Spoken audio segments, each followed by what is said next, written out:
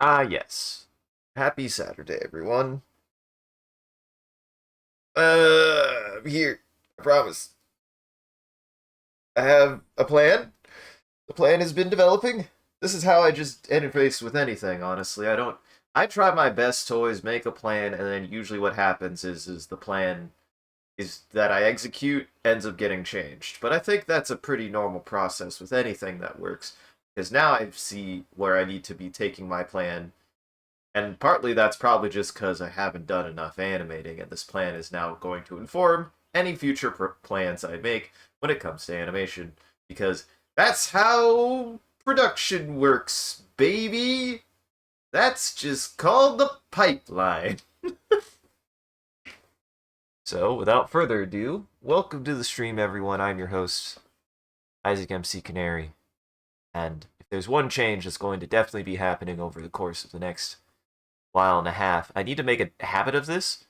I need to get through a video first. And when I say get through a video, I mean I need to finish watching a video because the man makes videos that take a week to watch. And if you are new here, don't know what I'm talking about, we'll get to it. Welcome to the stream. I'm your host, Isaac MC Canary.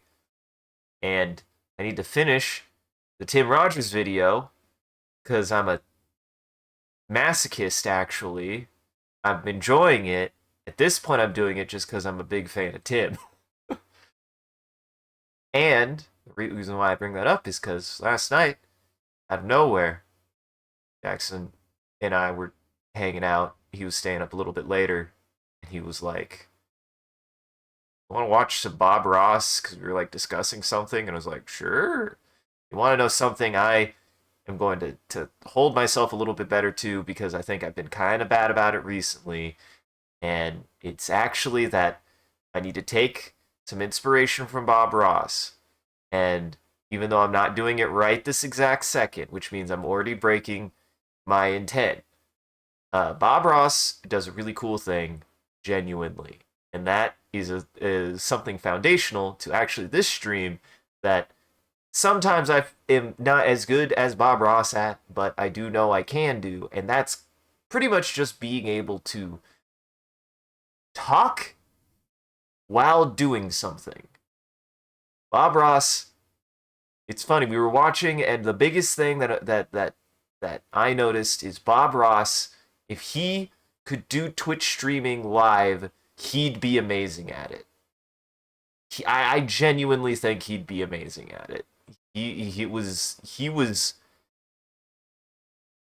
before his genuine time in a lot of ways, because that man does not need an audience active to be able to fill space air with words. And that's something that I've always kind of strived for, partly from direct inspiration of Bob Ross. So I got to hold myself to that. The man is an inspiration. So when I do stuff, I need to hold myself to I can work while I talk. It's something that he's very good at, and it's something that I know I can do that arguably I am good at. I am good at it. I know I'm good at it. If I wasn't good at if I was worse, I would be good at shutting my mouth. If there's one talent I don't have, it's the capacity to shut my mouth. But no, really, I appreciate that element of Bob Ross. I feel like he he truly gets a kind of like degree of uh a degree of what am I looking for? Of like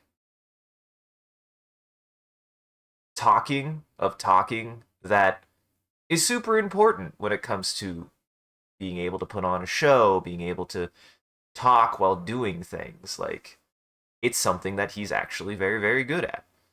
Also, I'm noticing. Okay, so I did make her head shrink on accident. I definitely did not mean to do that. Yeah, as this goes on, her head kind of shrinks. So what I need to do, actually, we're going to do is we're going to start here. And I've also come up with a little bit more process, right?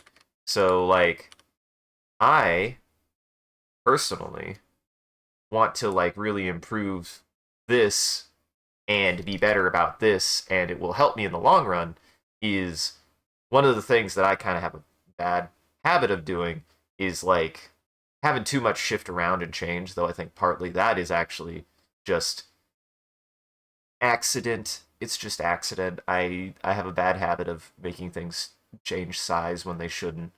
Um and largely that's just going to come down to oops, necessarily want that. I don't necessarily no. Right, there we go. That's a deselect. I hope that was the deselect button. Not really.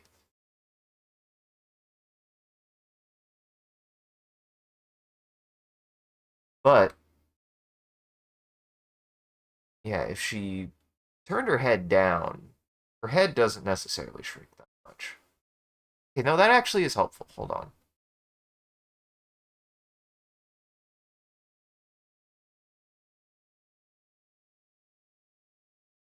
Need just a little bit bigger. That a little bit bigger.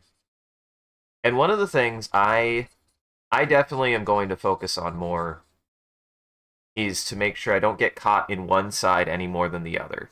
I think sometimes I get caught too long trying to progress the animation and then I start having mistakes. And then I also have the opposite. I get stuck a couple times. I get stuck occasionally trying to fix things and then don't make progress. Though both are still progress in their own way. And hello, Moat. Welcome. I'm making poggers. I'm making pogs. I'm not making pogs.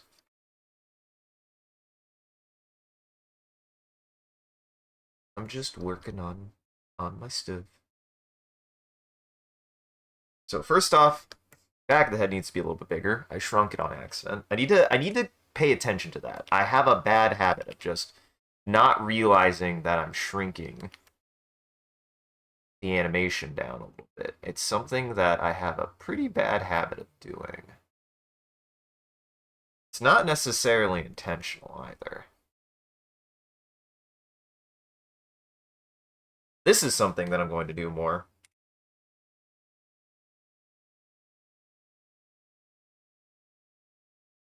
I just picked up on that. I had never done that before. How are you, Moat? Sorry I'm a little late. It's fine. It's nothing bad, I swear. I was just busy.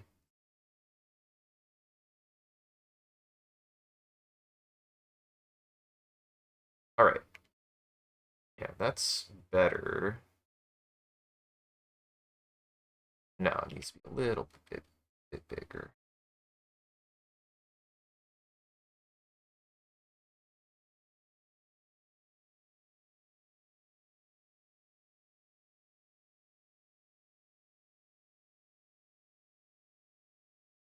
I just have to actually be willing to go back and, like, re-examine some of my proportions and redraw things so that way things actually look like they fit correctly. Because I have a bad habit of doing that.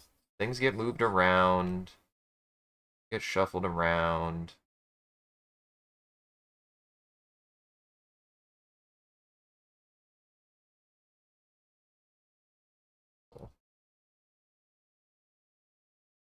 Definitely want more pointed. Actually be willing to do stuff like this. Fix stuff. Whoa! Oh! Well, get some water. Don't hurt thyself. Duck your head in a bucket of water. Get that lovely sensation of H2O back inside of your gills.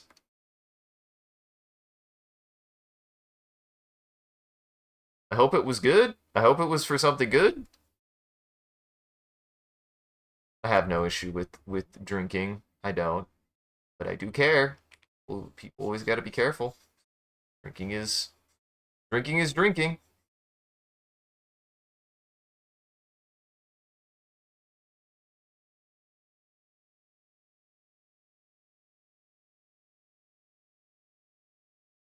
And I'm glad to see you. I haven't seen you in a while. I hope everything's been okay. Hope everything's been good. Always glad to see people come back, so. Oh,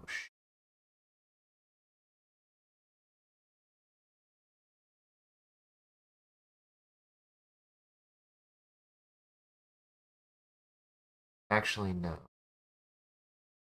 Funny is,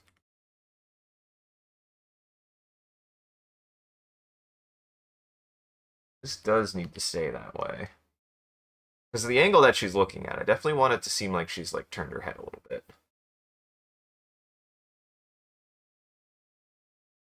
I mean, you're good. No, you're not. No, you're not. Trust me, if you were, you would know. No, you're good. Scood.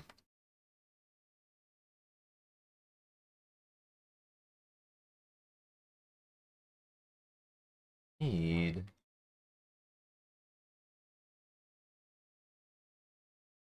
Trying to figure out the slope of her face at the moment.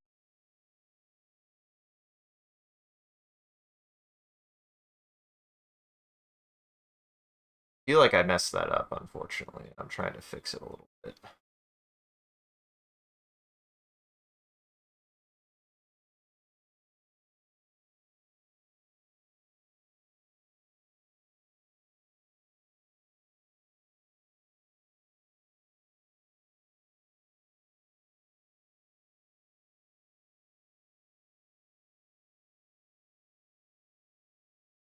I just...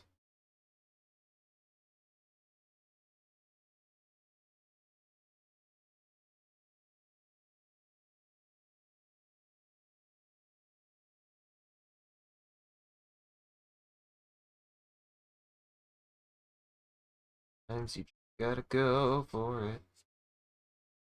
Just gotta fix the things. Gotta make the lines and hope for the best.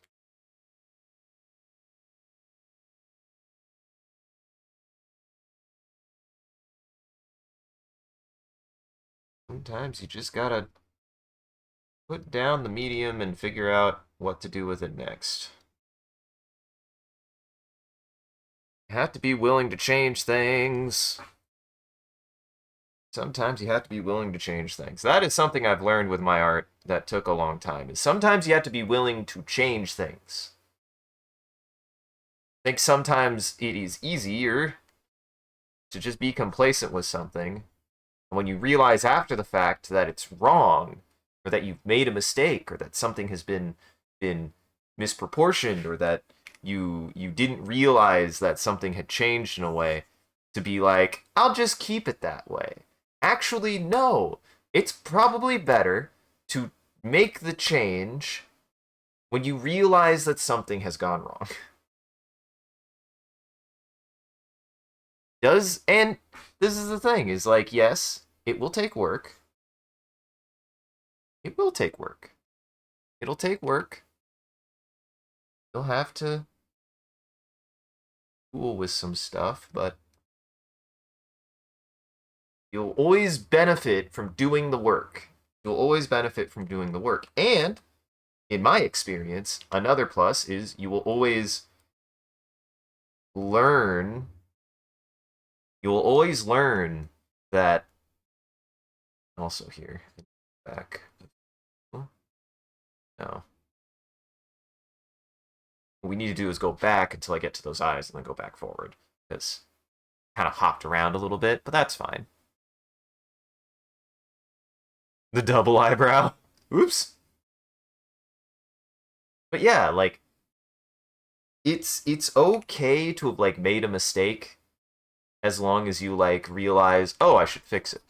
Because sometimes there is something to be said that sometimes you'll make a mistake thinking you're doing something, just trying to get something, trying to figure something out, trying to do something. And I think what matters is how you approach that mistake.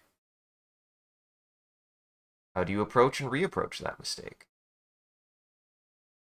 Always worth fixing a mistake.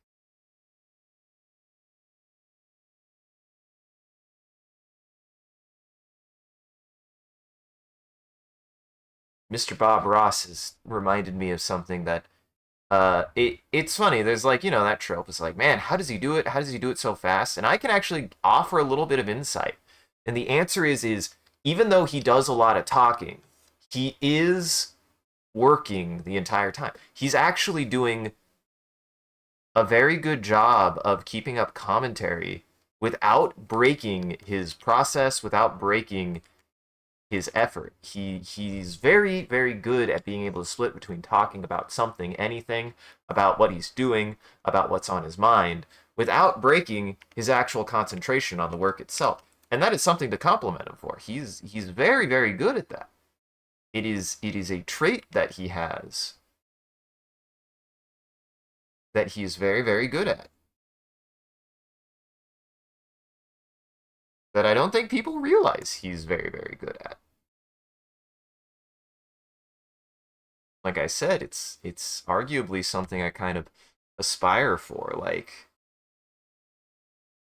he is genuinely very good advice for anyone who both wants to make things and be an artist or be a painter, as well as for people who want to really do anything.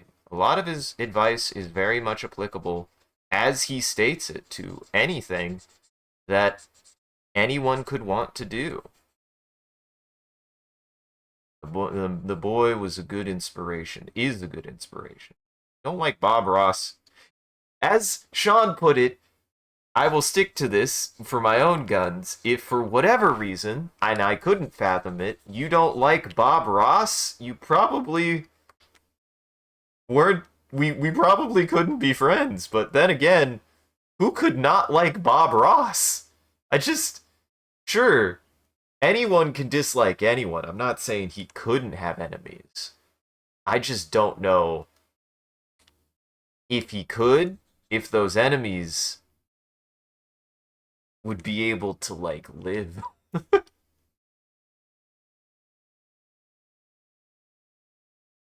He's very very very talented in many ways. And like I said, like it is funny to somewhat like re-examine how he operates and like what he does. Genuinely what he does is not like unfathomable, if that makes sense. Like it's something that would make really good material for like a live stream. He genuinely would be amazing at it, I would think. Live broadcasting. Bob Ross before live broadcasting, and it's a fucking sin that he was. But it's okay. That's why we got drippy poke. Drawfee, in a lot of ways, has that same kind of energy. They're very, very good at that.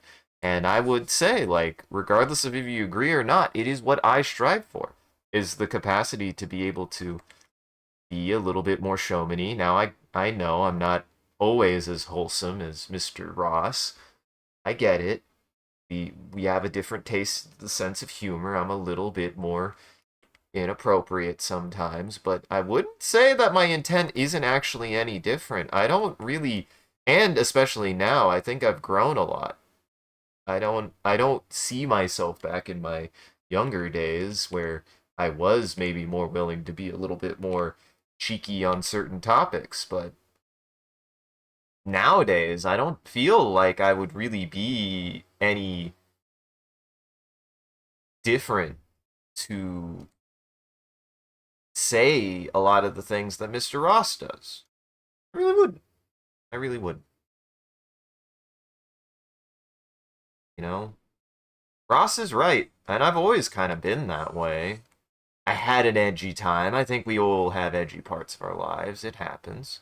Who knows? Maybe Bob Ross even had an edgier portion of his life. I don't know Bob Ross. That's not to say that, you know, people can't change. You can always change. People are always changing. There's always this kind of mentality, I think, that, especially in the internet sphere, people get like really, they like a certain version of somebody. Sometimes even for the fact that they can be maybe a little bit more inappropriate, maybe a little bit more edgier. And then that person changes. And they're like, man, we liked it when you were more loose.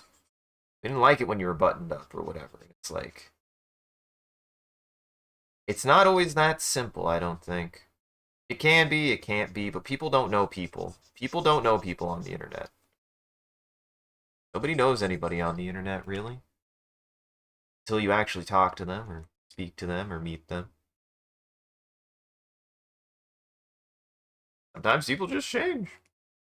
It's a weird thing that I don't think people really quite understand all the time. I am not the same person I was when I started 6 years ago, and I won't be the same person 6 years later. Hopefully, if life works out, I will be a better version of me 7 years from now than I am now, as I feel that I look at myself now and I am a better version of me than I was 6 years ago. I am. I am absolutely a better version of me than I was 7 years ago. What's funny is YouTube will see that. You guys, if you're watching this on YouTube and you are wondering why the hell are there videos being posted that are labeled from re-upload from 2016? Well, that's because that's when this all started. That's when this all started. And I'm willing to repost it if there are people out there who enjoy that. I will say, though, you now watch that and then watch this and be like, man, this seems like completely different. That's because it is. I am not the person I was when I made those streams 16 years ago. 16? 6 years ago? I'm not that old. Never mind. Ugh. Ugh. I'm not that old yet. Yet. Oh. Okay, now I can, first off, I need to fix this. This eye is too big. No, it's not. Okay, that eye is supposed to be that big. Is it supposed to be that big? Yeah, sure is. That said, it feels like the other eye got a little bit, this got a little bit smaller.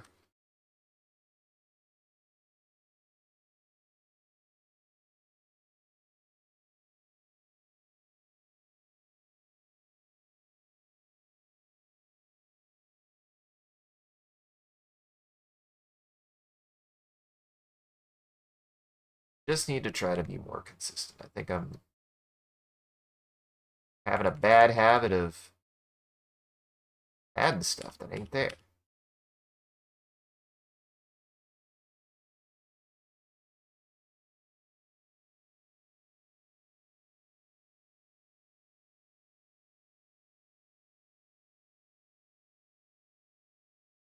And honestly, if there's anything that's been consistent about me, I have been willing to ramble on about whatever the hell is on my mind since I've started this project 6 years ago, regardless.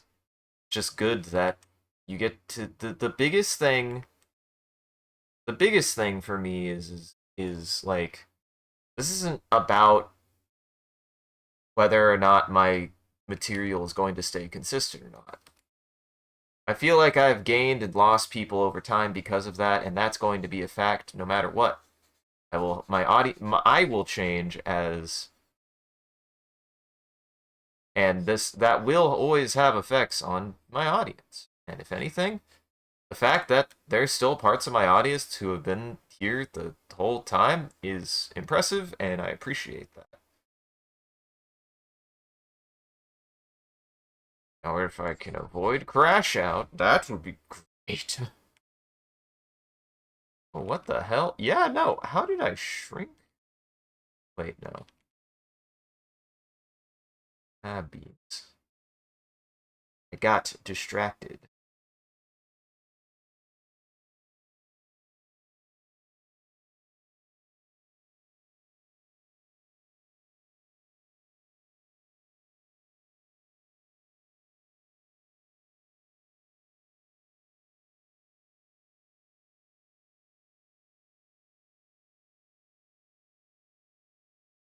So maybe more like that.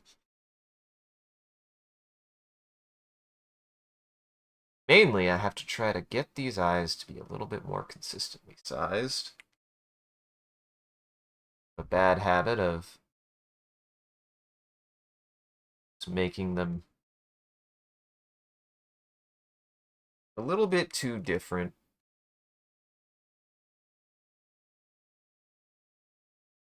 Need them to be a little bit lower like that.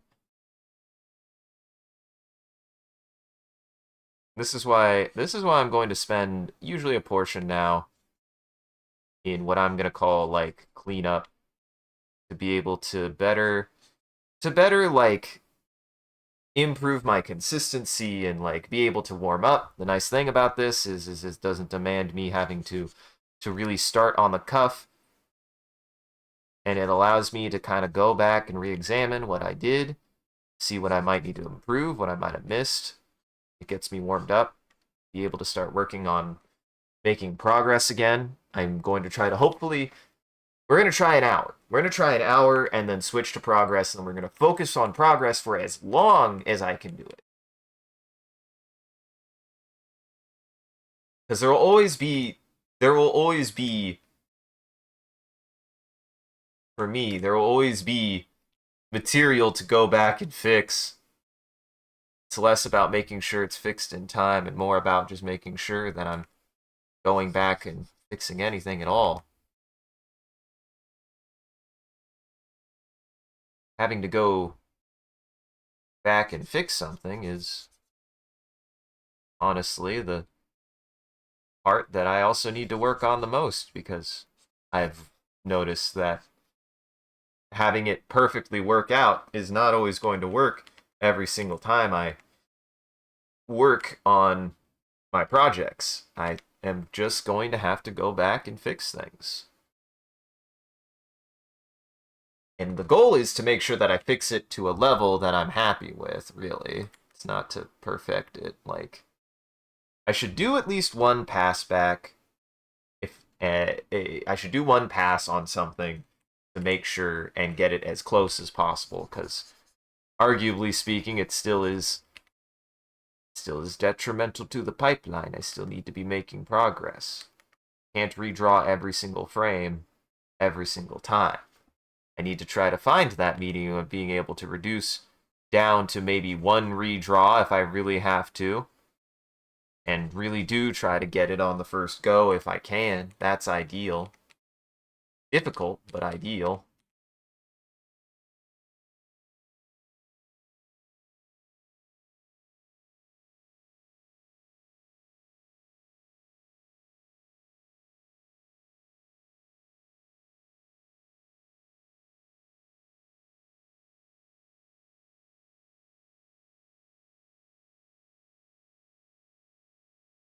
Mainly, I'm just trying to reanalyze a lot of my proportioning because I feel like un instinctually I had accidentally manipulated features in a way that I certainly did not intend to.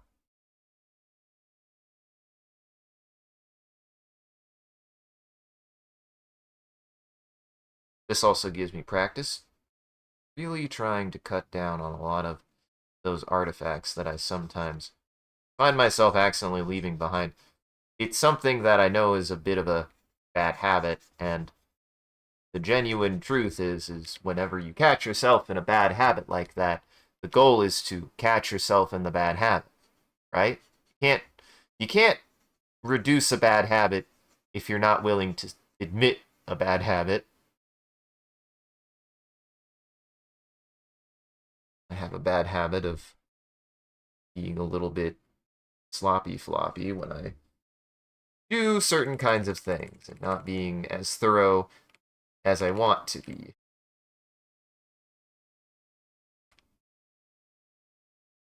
I try to be a actually very detail oriented individual, but I have a bad habit of not always being as detail oriented as I want to be, as I am want to be.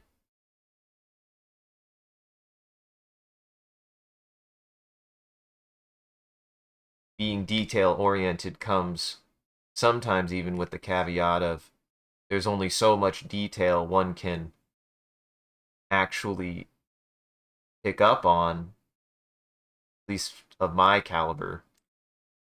I miss things. But also with the caveat that being too detail oriented will get you lost and stuck in places because you'll be too concerned wanting to catch every single cruft, when sometimes you just have to be willing to let certain parts be the way that they are so that way you can move on to something else, some other element of whatever you are working on.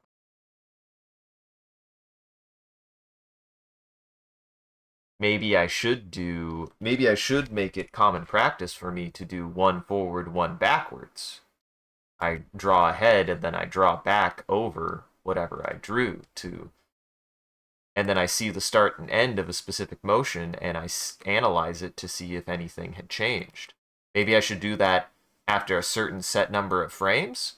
Maybe I should give myself a frame stop point where I say, okay, I've made this many new frames. I should now look back to see how much has changed and see what I need to reorient if anything has gotten out of line until I can more naturally prevent that in the future.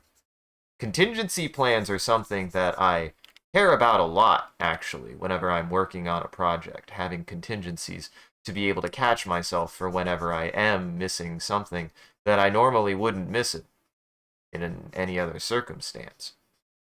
Or I should say, would normally miss in every other circumstance, because I did.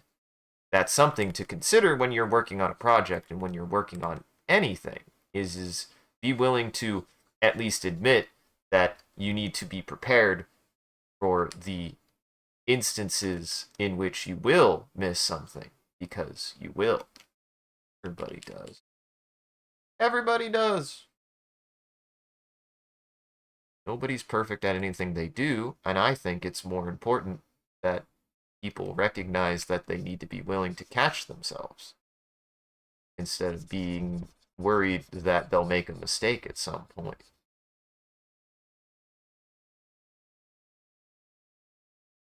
Improving a process, for me anyway, is all about having the preparedness to know that something will go wrong. Sometimes it is something that went wrong due to your actions. What's more important is the responsibility to say, well, I'm prepared for when something like this would happen, as opposed to being distraught that something happened. Things happen. Things happen. Things happen to people. Okay, I like that shape a lot better. Yeah, I had her face a little bit too short. Always be willing to say, oopsie. Realize that. Also totally fair. Also totally fair to be like, sometimes the day just is whack. Last couple times, I'll admit, I think last week, the last couple weeks, in fact, I was a little bit tilty-wilty. was a little bit tilty. I had a little bit of tilt that was affecting my concentration, a little bit of unfortunate mood that was making it hard for me to be able to keep a little bit more steady in my hand movement, in my process.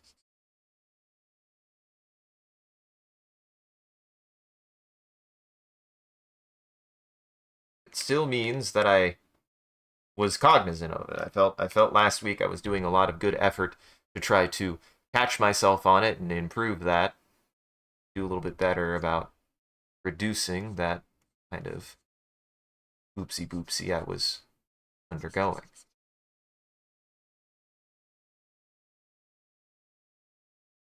And I feel like this week has been a very good week. It's been a very good week.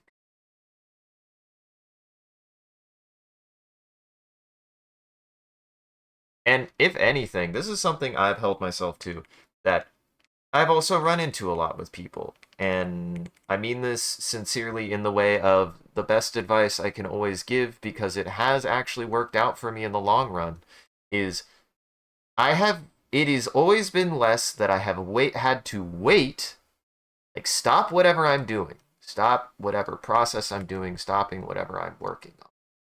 It has always benefited me more to push through and keep at least trying to keep a minimum, like a kind of just general minimum of effort in times of a little bit more strain that I've been undergoing than it has to completely outright drop everything and wait until things have improved to start doing something again.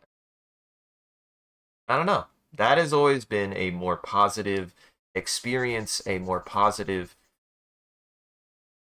process, a more positive, just general way that I have gotten through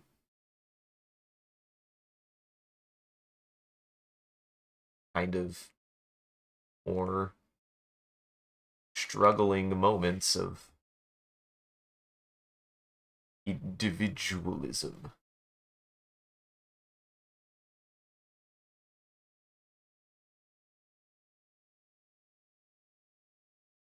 Sorry, I had to whip my head at the cat to be like, what are you screaming about?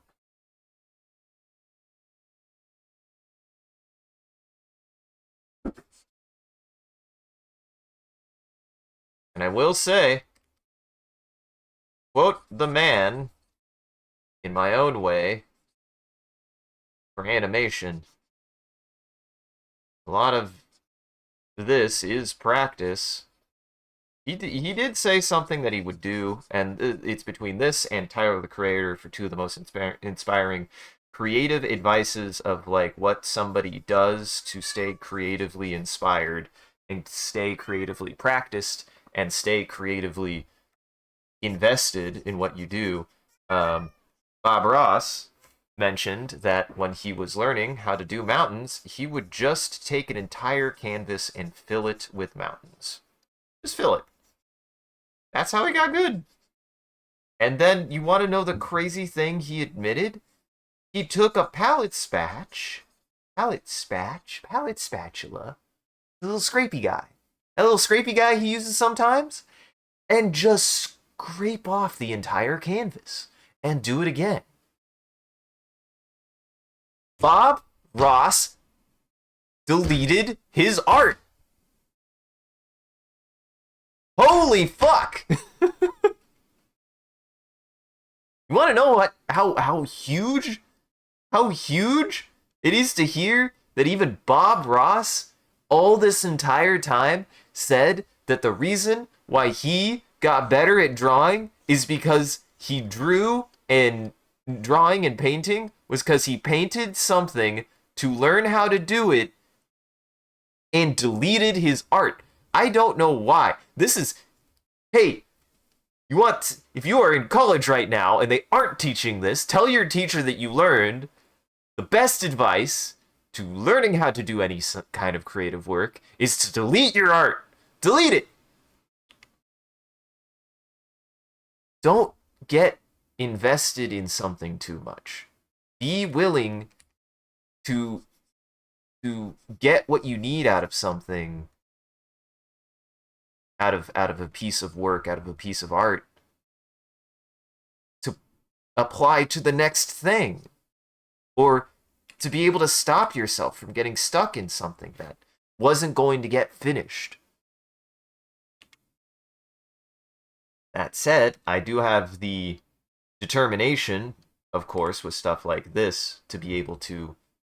It goes both ways, right? Bob Ross said that as an example of being able to work on something and stay working on something, or to develop the fundamentals of a process, right? He painted mountains until he filled a canvas with mountains, and then deleted the mountains to make a point to himself that he needed to paint more mountains. Drawfee kind of also got that in my mind. Thank you, Drawfee. That if you're working on a piece that you intend to finish, you should be willing at some points to delete your art, to make radical changes to it, if at any point you feel inclined that it's just not working how you thought it would. Because trying to make something work that isn't working is only going to serve to frustrate you and keep you from finding the things that would work for the piece that you hadn't considered yet. No joke. There's also a quote that I've heard from Mr. Dan of then Extra Credits, now New Frame Plus fame, a former Pixar animator. Also, I believe Dan was a former Pixar animator. Um, he mentioned in an Extra Credits video a long time ago, uh, fail faster, fail faster. And I think now, as I get older and I understand more between those three philosophies of like-mindedness, of being able to fail in a healthy way, is something that I think is helpful for me, was helpful for me, could be helpful for anyone who's trying to do anything. You must find your healthy ways to fail. There are healthy ways to fail. There are. I think there's a bit of a fixation still somehow that people believe that the people who are the most successful at anything that they do, at everything that they do, at anything, don't fail, and that's just not true. I have to remember that too sometimes. Sometimes failure isn't always on you as a person. But there are healthy ways to fail. There are healthy ways to tackle failure.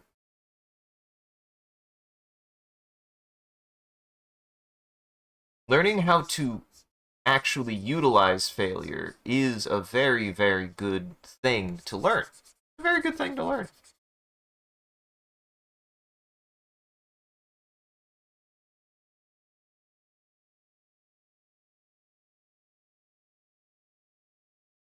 And I do maintain that even though everybody has moments where they fail at failing. We all fail at failing. Everybody can fail at failing. That's also totally fair. Um, like, for one to fail at failing means that they're still a person, as we all are.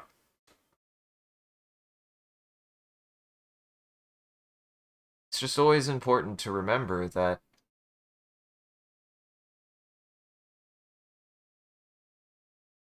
you can utilize failures. They are not just something that should be prevented.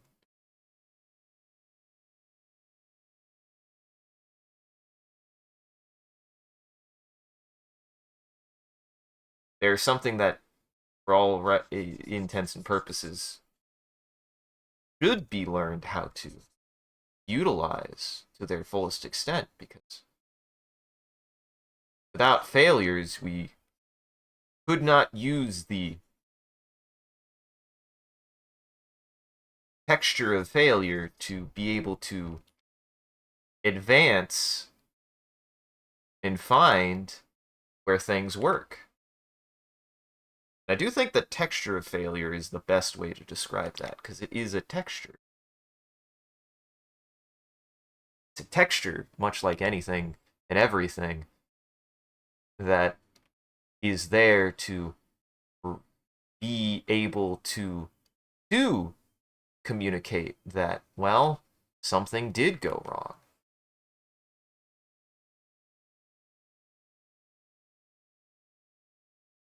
For me, figuring out why something didn't work is the first step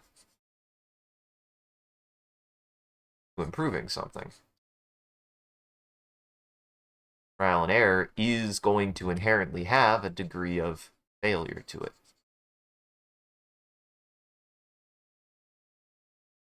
To admit even like something that I learned recently that made me go, oh shoot, oh shoot.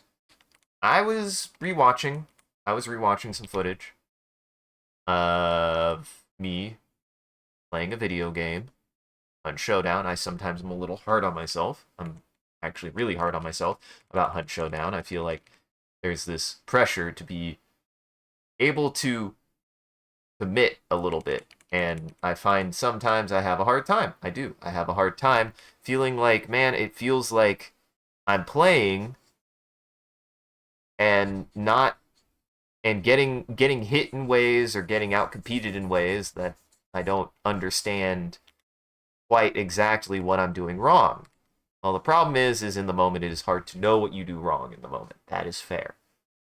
Revisiting my footage, I will admit something I do probably a little too much, and something that I see somebody else do that I have to just accept, even if it makes everyone barf on screen, is the act of when I peek,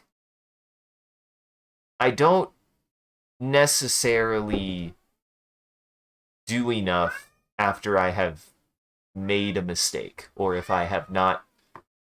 I don't do enough when I miss a shot, especially in Hunt, where holding the angle can be good and effective, but because of the cycle rate of a lot of weapons, I should be willing to just take a shot and then avoid getting hit immediately. It's as fundamental as avoiding getting hit in like a Souls game. You gotta just dodge. And timing can matter, but it still does mean that I was like reviewing it and noticed like, yeah, I do have a bad tendency of being a little bit static. I do. I don't realize that really I am holding the angle actually a little bit too hard, especially in a firefight where I'm getting fire returned at me. And some things are unavoidable. I got hit in a fight that I like re-examined and rethought about it, and just genuinely, I had no way to know that I hadn't cut line of sight. I really thought I had. I didn't think that he could still see me. Sometimes I have to be willing to be like, oh yeah, people are gonna just. I still need to juke them maybe a little bit more. Just assume that if we're in a fight and I'm disengaging, that they probably can get a line of sight to me. I think sometimes I'm willing to to misalign a little bit to my own like learned experience from the opposite end of how quickly it feels like sometimes people can lose line of sight, that happens in return, and maybe I just have to accept that sometimes it doesn't always work that way. Sometimes it doesn't. Sometimes it does work the other way around. I think I've had plenty of times playing that game where people tried to cut line of sight and it couldn't quite do it. Heck, I've definitely, just in that last time we played, had many moments in which people tried to cut line of sight and arguably did, and I did get the hit. It does happen. It does happen on both sides. So I think at the rate that we are playing, as much as I agree that, man, I wish we would not get continually put against people. We were at a threshold in which we were getting put against people who are going to just be so cracked that if I do give them that millisecond, they will take it, and that I shouldn't have a much more immediate response, is a genuine thing that I need to practice. I just need to practice it more, be more cognizant. It's okay to be cognizant of stuff like that. You won't improve if you don't. I won't. Can't improve if I'm not willing to be cognizant of a glaring error that I do sometimes, a lot of times, have.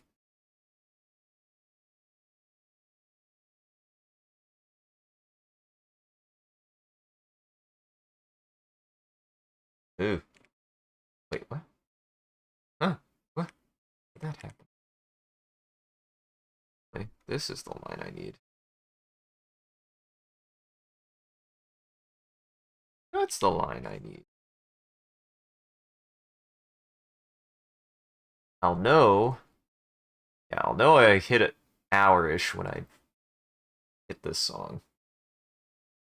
Essentially, I'll finish the song, and then wherever I'm at cleanup, I will drop what I'm doing, and then we'll switch to progress.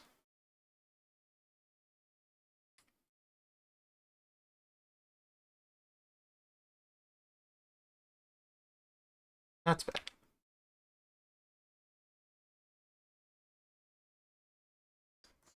Also, hearing this track always, hearing this mix always makes me go, God, I need to play Valhalla at some point.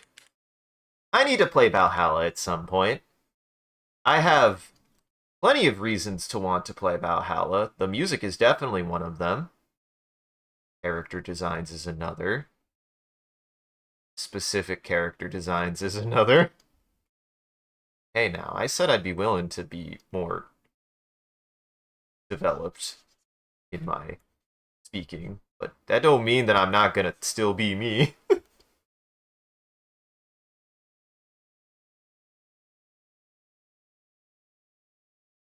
Sorry, the 90s childish sense of humor kinda does suck, but then again, doesn't everyone's once they get to a certain age? That doesn't mean that it's okay, though. It's okay to develop your sense of humor a little bit more for when things do and don't no longer become acceptable. Heck, maybe there are things I can still find funny. Doesn't mean I should. Doesn't mean I'm okay with it either, actually. We're all works of progresses, and we all get old eventually. It'll happen to you too, Zoomer. It'll happen to you too.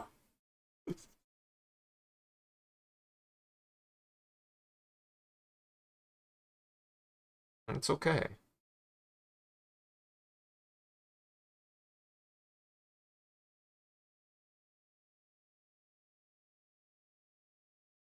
Whether or not you decide to figure out how to process that, I think that's always going to be more important than lamenting that I just can't make jokes like I used to. Sometimes that might be for the best.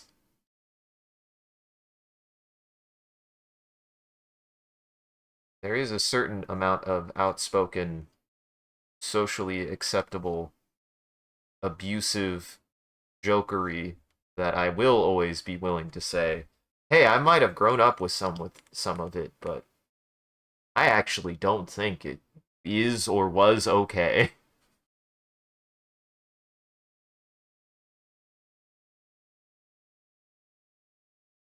People should be good to each other. They should. I think they should.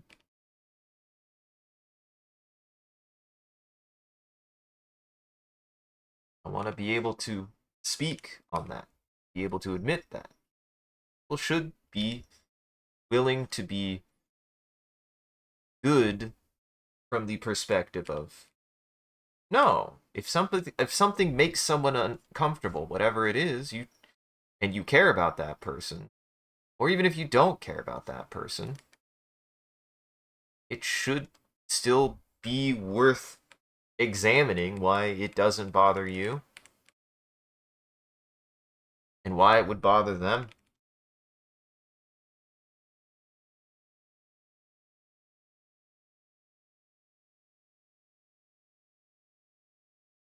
Context is always important, but it goes both ways. Historical and Historical documentation is and will always be important to me, but it does mean that you should refrain. That it suddenly doesn't make it okay to use any terminology outside of those historical contexts. Vice versa. Context will always be important.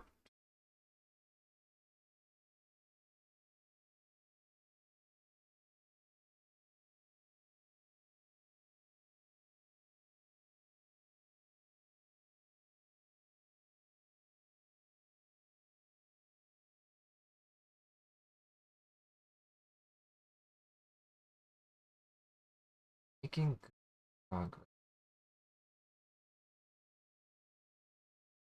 And everyone ages poorly in a certain sense, I think.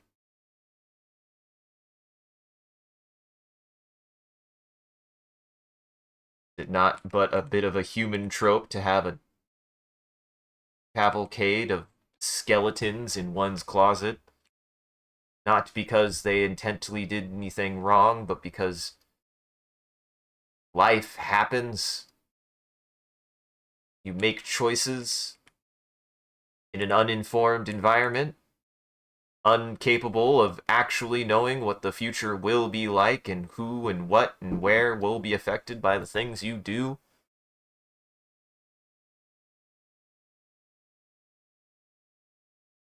I think it's better to respect those skeletons, actually,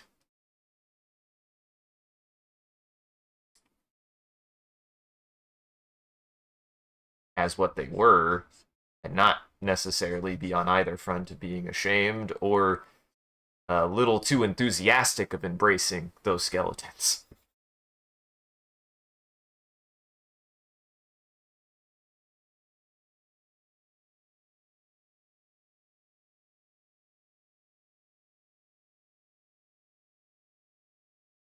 Besides, if any of this comes to a surprise to you, sorry, buddy, I've been like this actually the entire time. It's funny as I have every now and then gone back and rewatch, like having some of those really really early ones, like they don't even have titles because I what's funny is I actually did develop part of my process with streaming, especially VOD saving, super early. I didn't even realize that. Like within the first year, I was using that naming convention and that numbering convention. I really didn't realize it was that soon. I really didn't realize it was that early in my career that I had started already developing and utilizing the kind of naming sequence I was going for. Like that's something that's incredible to me. That's an amazing amount of foresight that I didn't know I had possessed in my time. Um so good on me, younger me. Now put the closet. Now close the closet on that on those skeletons. Um like I still talked like this, just a little bit sadder and a little bit more confused about things. But I've always been this way. I've always been this introspective. I've always been this kind of somewhat too thinky weirdo with too many brain cells in his head.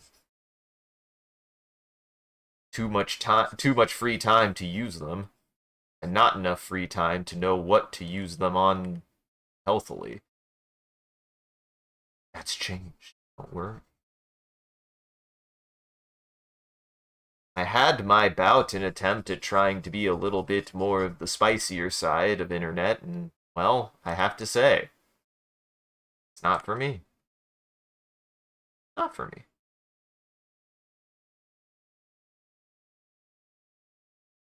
Don't miss it, and I don't think I will go back to it. That's for dang sure.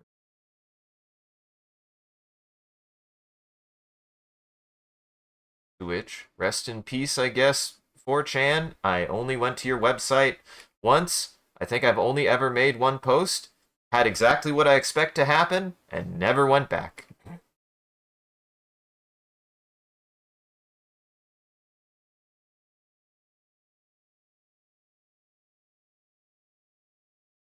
There is probably a reality in which I did get into 4chan, and I'm glad that I narrowly avoided it.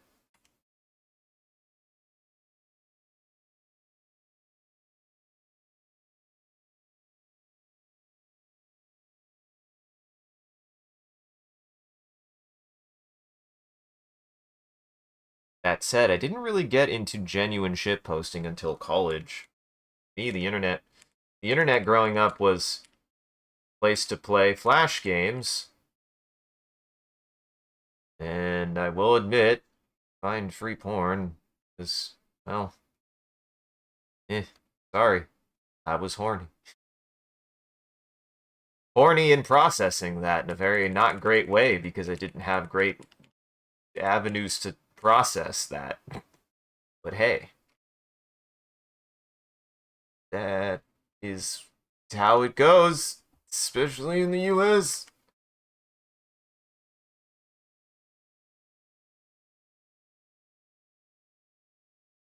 I hate to admit it, but combination of kids aren't taught and kids aren't desiring to be taught how to be good to each other at a young age.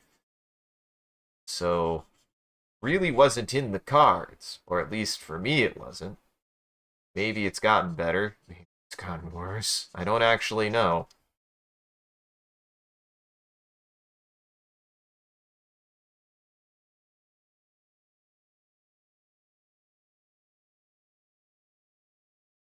Granted, once I got into college, I at least realized the benefit of being at least a little bit more calloused. But I will admit that might have influenced a not so great part of me that did stick around for a while. So, anything, I appreciate that I have gotten through that. Heck, people are still here. Both my friends are still here, and the stream is still here.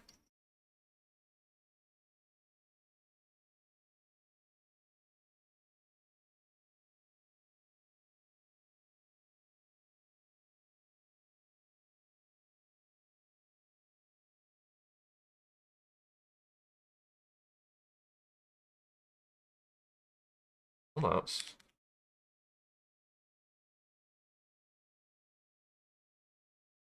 And again, the goal more so than anything is to just kind of solidify and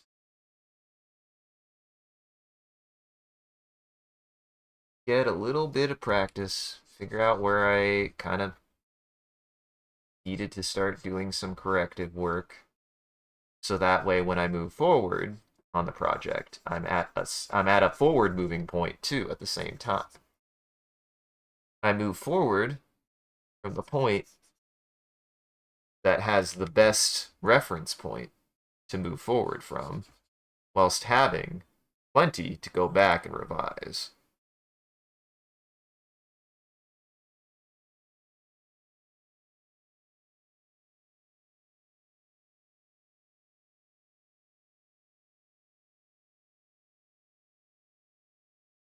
Yeah, that face shape is much better. I mean, it's gonna look weird because it's gonna yeah. Apparently I hadn't drawn her mouth in. Oops. But it does fit her better. I have to be willing to maybe make some more references. I don't know. This is the tough thing. This is the tough thing with animation. Like I still have a little bit of drift, but eh.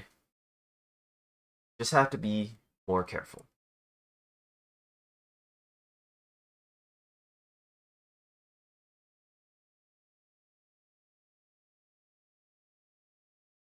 Who knows? Maybe I just have to get to a point that I'm like, it is what it is. Probably that too.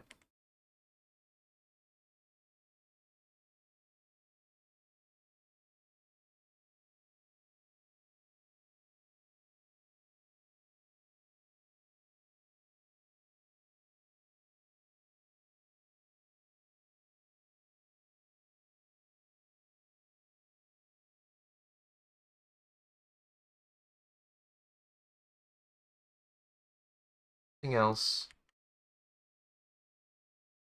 Just have to make sure getting certain parts distant.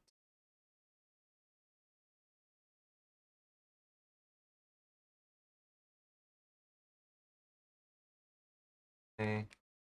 Wait. Didn't quite fix that yet. Hold on.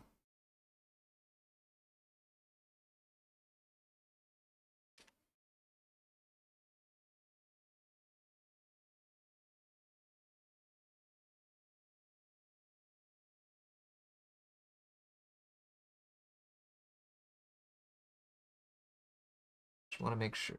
No. I think the top is fine now. That needs to be a little bit better.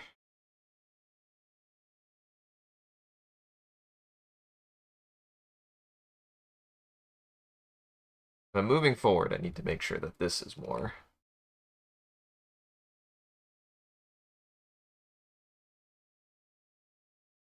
A little bit more correct.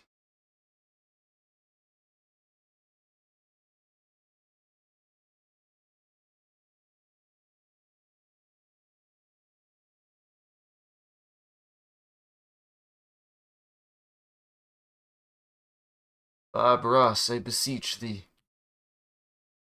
May your good vibes give me concentration to actually make some goddamn progress on this.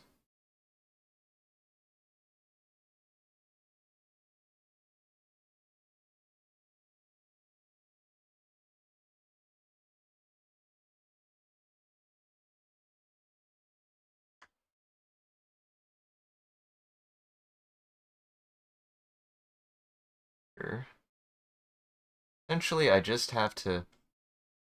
You can tell I'm just trying to keep the onion skin. I have to remove the medium enough that I see the onion skin underneath and actually get the parts that I need to fix.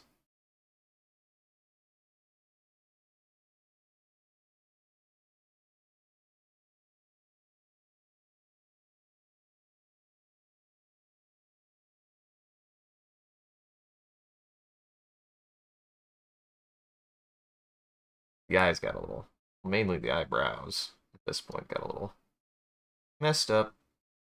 That's okay.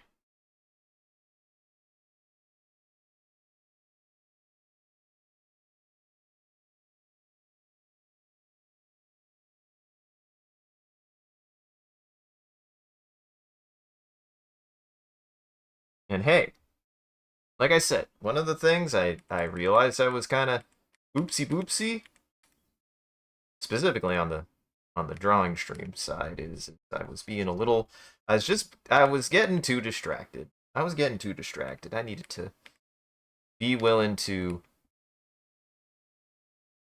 take a little bit more time.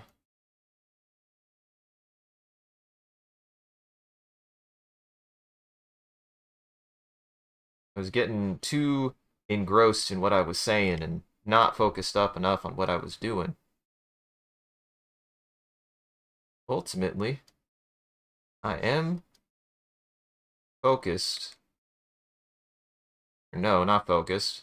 I am not focused. Explicitly, I usually am not focused. But I am attempting to be focused on what I'm doing and not necessarily what I'm saying. Not to say that I'm going to say anything, but or say whatever. We'll try to say things that, you know, aren't just some BS.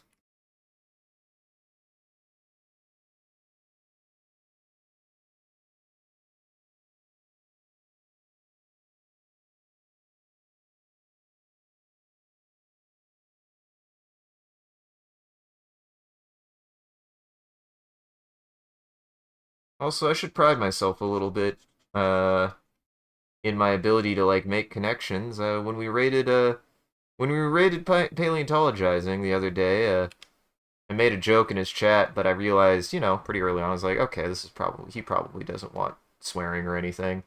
I said BS and still got auto modded, and he actually apologized. He was like, it's fine, I understand. I was doing something a little bit spicy anyways, but you know, game sees game. he still got a crack out of it. He thought it was a silly thing that I said, so I'm glad that people like my vibe. Try to have a good vibe no matter what.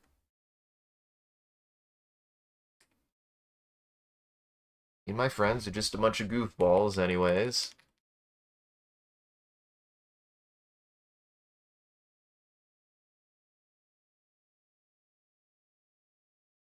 There we go.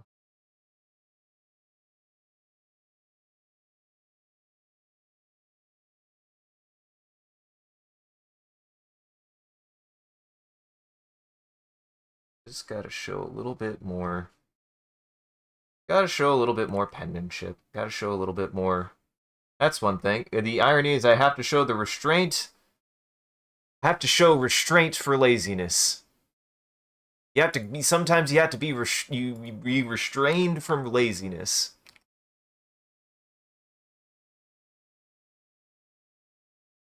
Times you do gotta focus up. Actually, like really get in there and make sure to get a shape or a line where you want it. Sometimes. Much better. Eyebrows. Much better. Now I can work off that.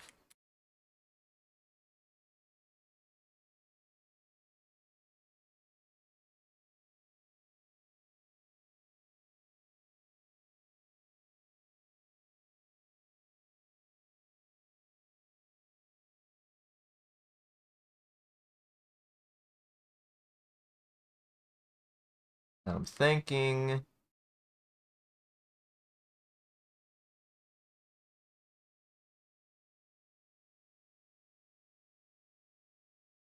that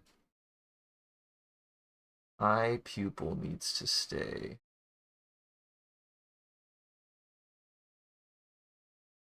generally the same.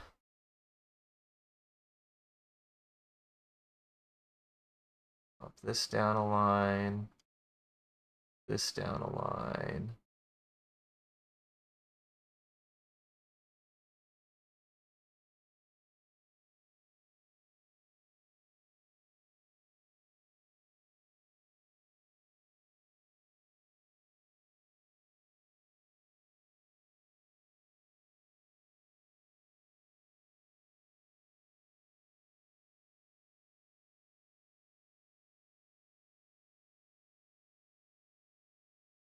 Put a little bit there.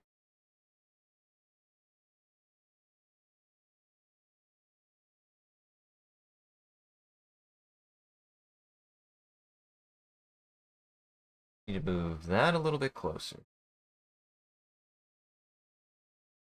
A little bit. This needs to be a little bit thinner. Like that, right? This needs to be a little bit thinner. Like that, right? We're going to do. I need to use this technique more. It a little bit this way. It a little bit this way. I have digital. I should use it. Use the tools at hand.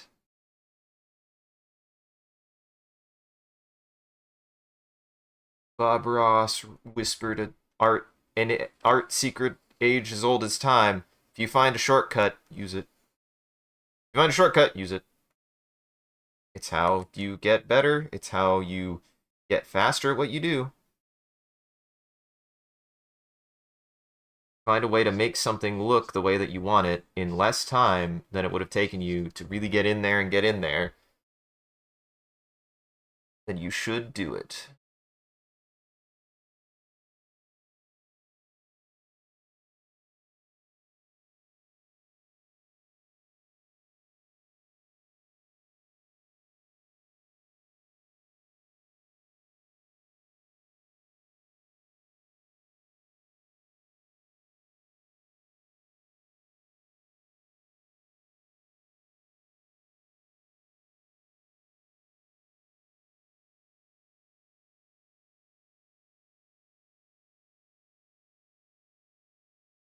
Here we go.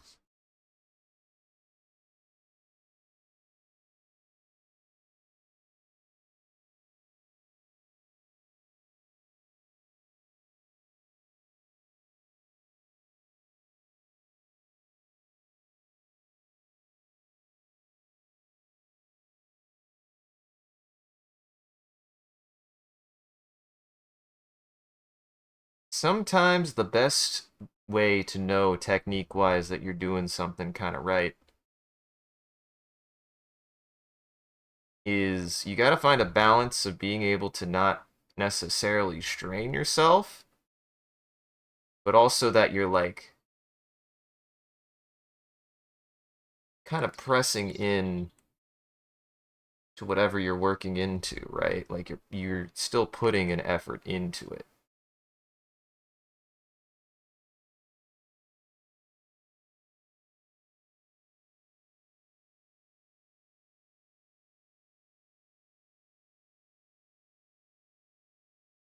You know, raise the elbow a little bit there. Raise the elbow a little bit here. Just start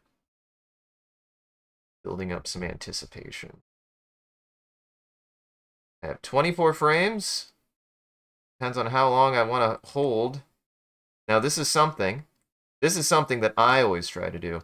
Is do not do things on a perfect 1 second unless you are making literally music. Do not do things. The most natural way to make something go is to always have it be a little bit off, like blinks and stuff, and like very subtle natural motions are not actually on a very clear rhythm.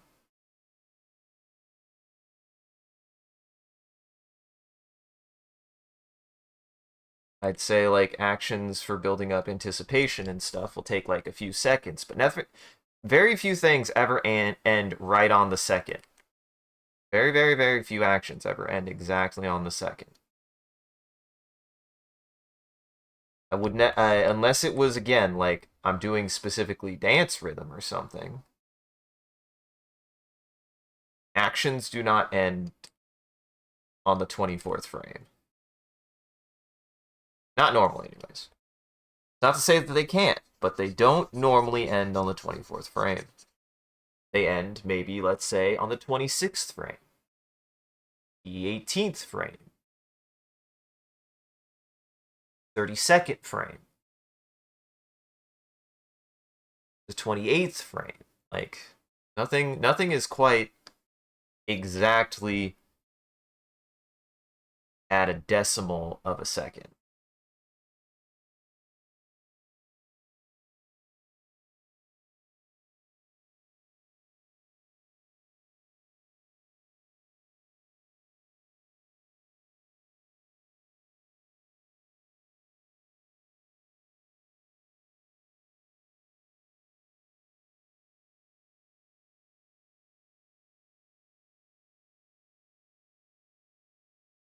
Trying to see if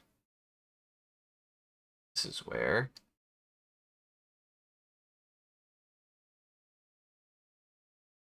Yeah, I was right. I need to be using my whole reference. I need to be using the whole picture as a reference, especially in animation. You have something that was on a previous frame that is not visible by the current frame, you need to go back and actually examine that.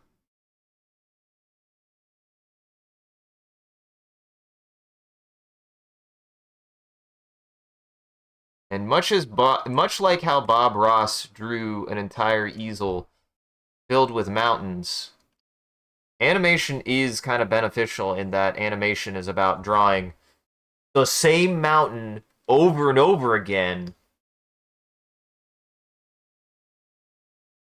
to capture motion to a certain extent.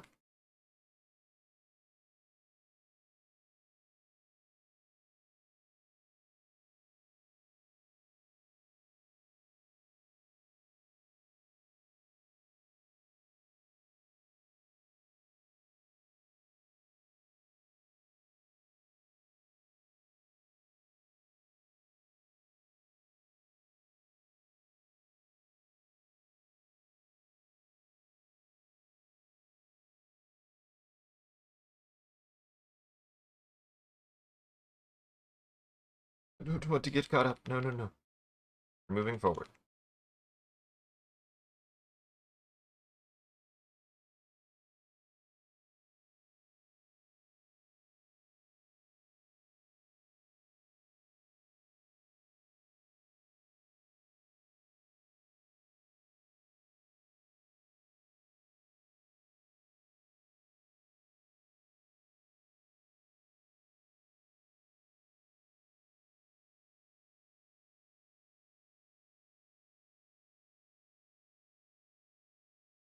Really, what I'm most focused on is getting the biggest actions done first, right? Like, make sure that I get my primary actions completed, and then I'll go back to and like add blinking, more subtle motions. Blinking is something that's going to come with time. I'm going to hopefully get to a point that I can just naturally add blinking in between, but the way that I process now, I'm too focused on wanting to get actions done now that blinking feels like it can wait.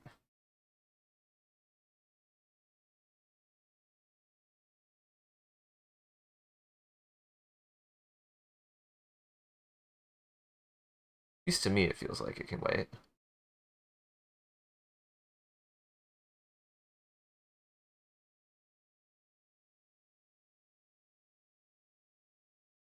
Maybe it's just something I distract myself one day with. I just go back and I'm like, we're gonna add the blinks. I'm gonna add the blinks. I haven't added the blinks yet, so I'll add the blinks now.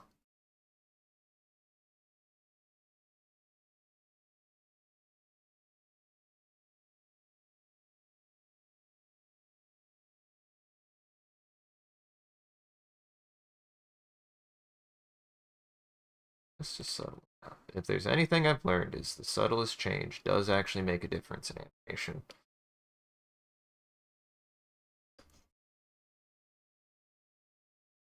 You're not wanting something to move.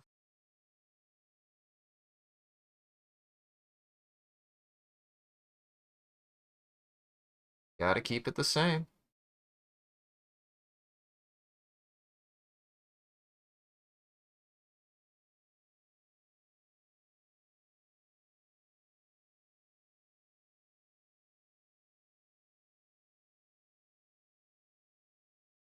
So the man has a point. You can't quite exactly draw something the exact same every single time. He did mention that. Sometimes it's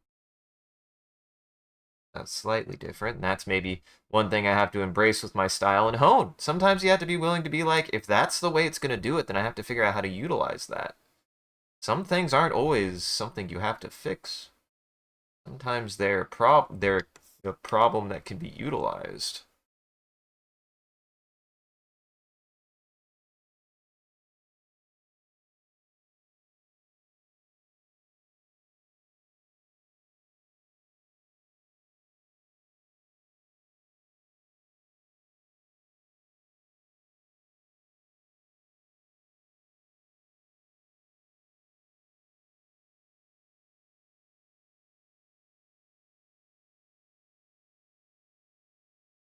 There we go. Have to really focus in, make sure that at least if I'm going to draw the frame, I have to really be mindful of what's changing when it isn't, even if I'm drawing straight ahead, or even if I'm drawing queens. Is very easy, especially with tweening or with animating in general when you're doing stuff like this, to just kind of follow the lines. You don't necessarily want to be doing.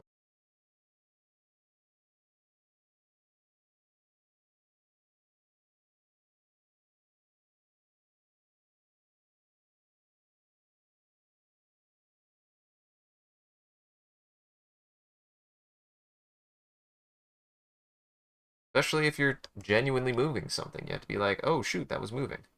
That doesn't mean that if you don't pay attention to that, you like were like making a cardinal sin error. It's gotta always be a little bit mindful with certain things.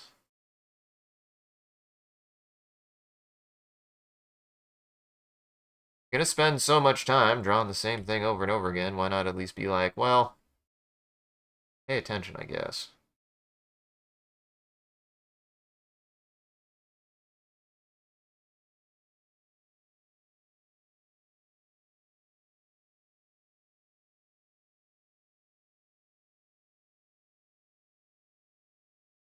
And if anything, if you're ever drawing let's take, for example, the mountain anecdote.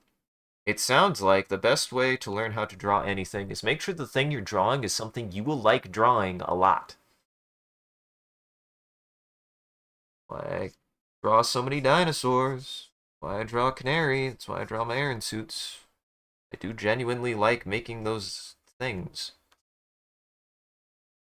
Can't get better at anything that you don't inherently like the shit out of.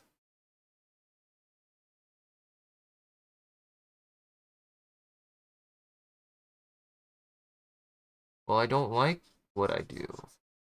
That is a tougher question.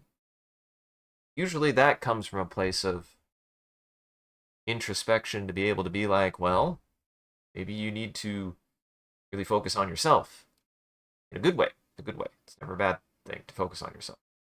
You know, figure out what you do like. Sometimes that's hard to figure out. Trust me.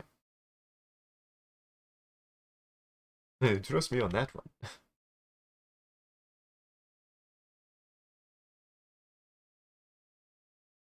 Some ways, figuring out what you like a long time.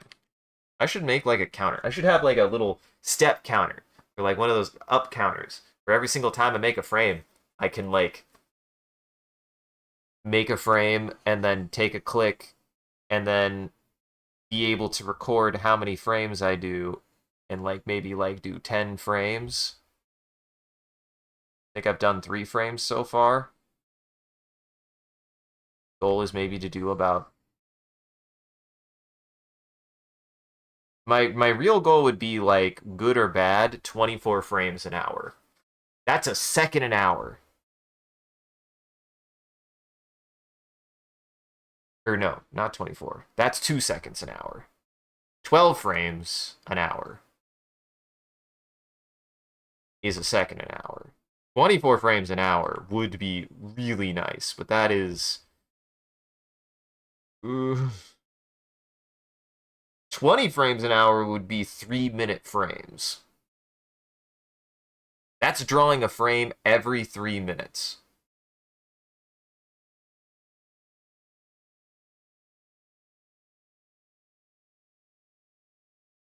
I'm not saying I can't do that. I'm not saying I can't do that. Just saying that's hard.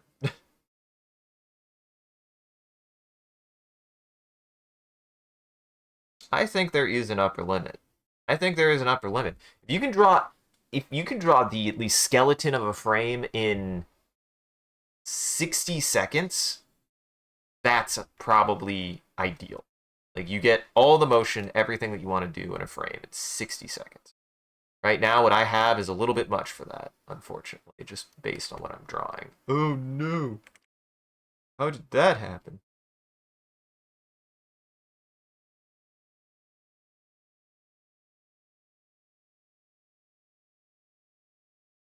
Fix it?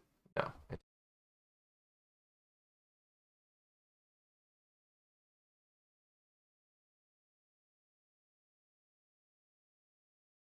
think I fixed it. We're good.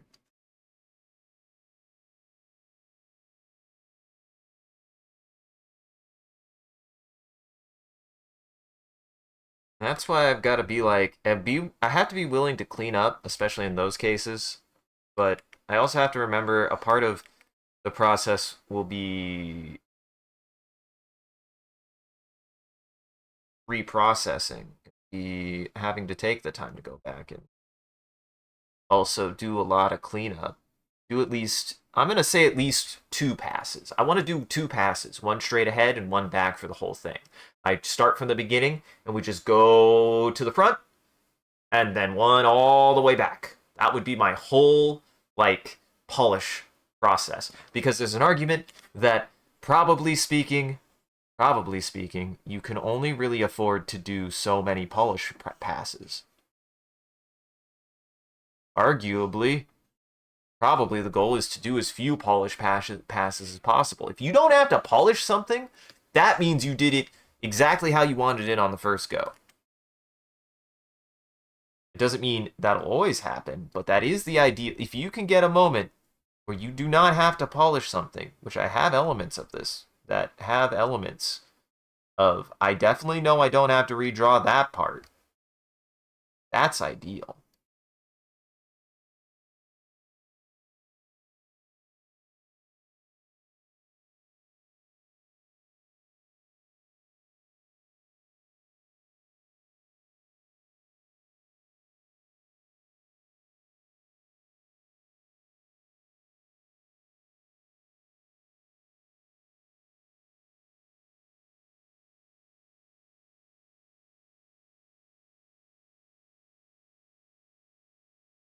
That's not exactly what I want.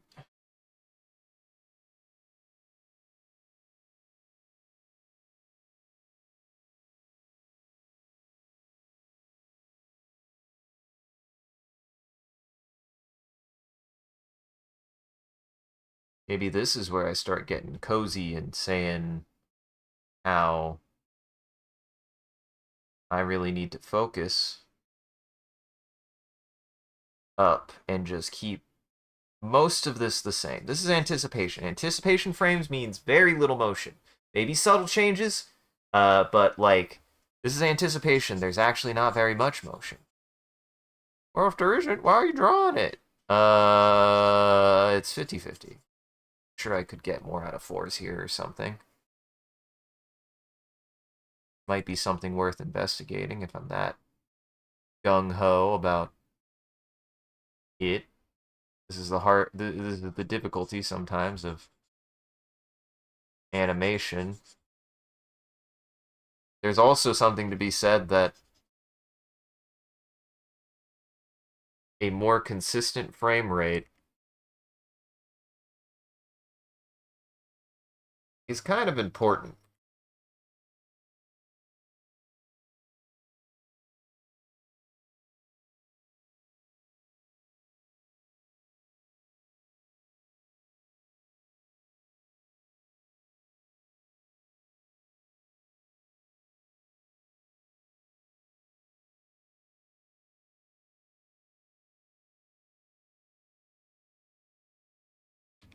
Okay, no, that's good.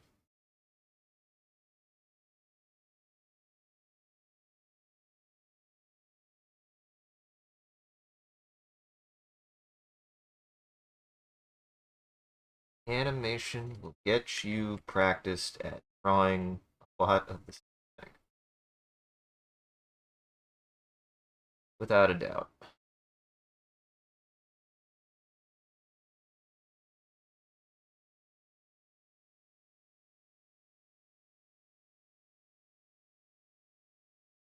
Right there.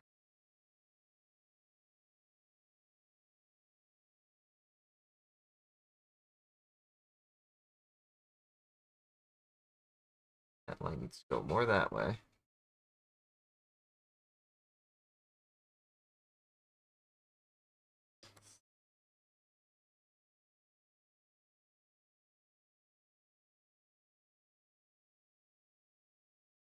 I definitely think I can get close to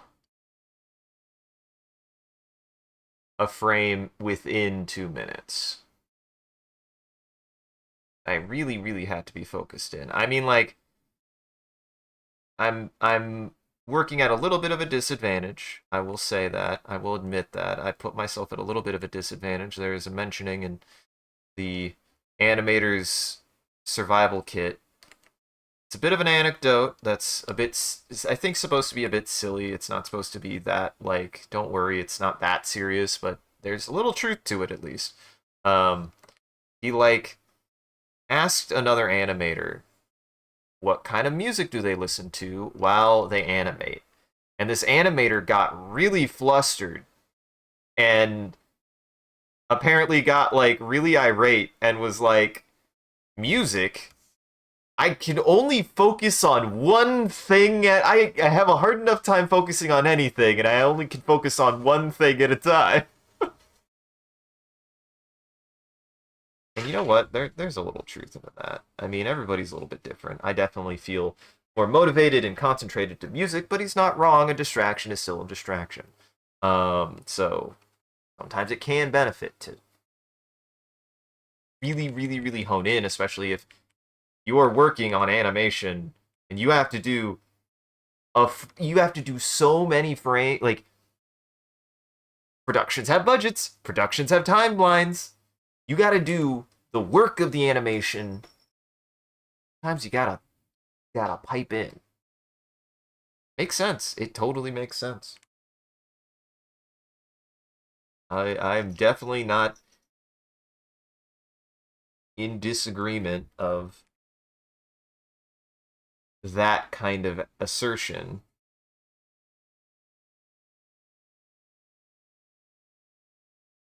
Actually, this is the first frame, right? You'll see what I'm doing.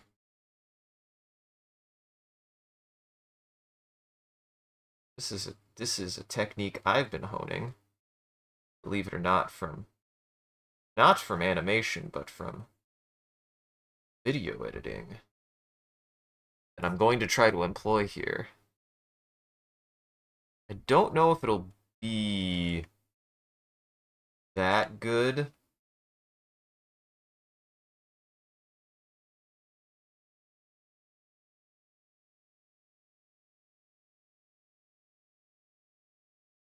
Actually, I don't want it to jitter too much. Might do 2 frames before I have it bounce around to any given point.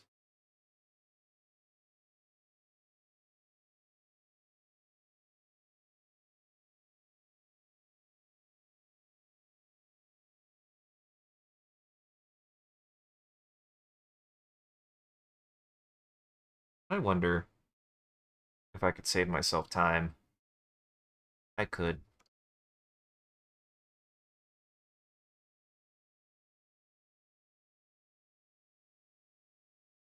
Answer? I could have.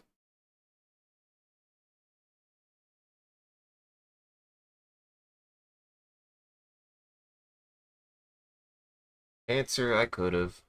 That's the pen tool. Bucket is usually what? M? K. That's an interesting button for the K, for the paint tool. Okay. Really only need it for these areas.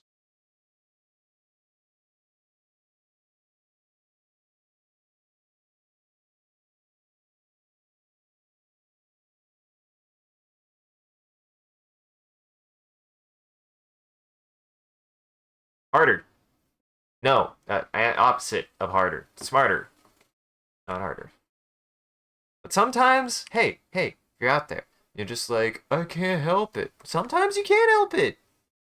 Sometimes you can't help it. Sometimes you can't help but like just get in there and do the sloppy, messy, inaccurate work cuz you just gotta. You sometimes just gotta get in there. The goal is to work smarter, not harder. But at the very minimum, if you can't work smarter, you should at least work hard. It happens that way sometimes. There are plenty of reasons and reasons why you might end up not working as smart as you could, but it doesn't preclude you from still being willing to work it hard. Well, it's probably not what Bob Ross would say, but I'm not Bob Ross.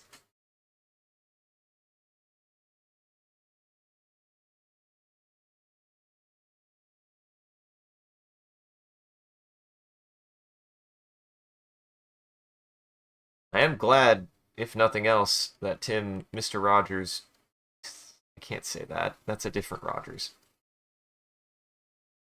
The Tim Rogers, there, the Tim Rogers, did have a video come out. If nothing else, his brain stimulates my brain to say words in specific ways that really animate my speech, I feel like. No pun intended.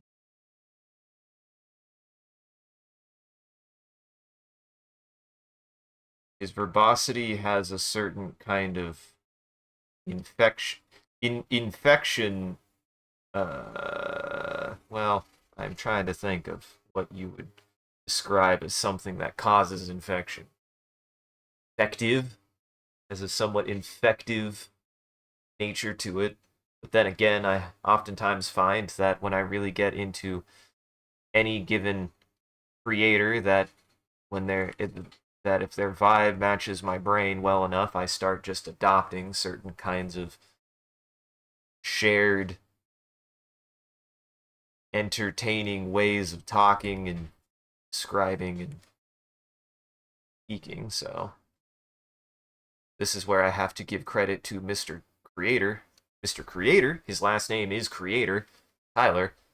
He I was shared a video of what is kind of like a, well, no, it's not actually. I asked, it's like, so this is kind of like that video, the Criterion Closet, kind of like that. Sean was like, oh God, no. Um, there's a guy, little guy. He's like a, honestly, he's just a fucking gremlin. Um, oh, shrink something. We'll come back to that. Always focus on going forward when I'm at this process. Anything, I notice something like that, I'll just fix it. Gotta fix it right then and there. That'll prevent it from happening, hopefully a little bit longer.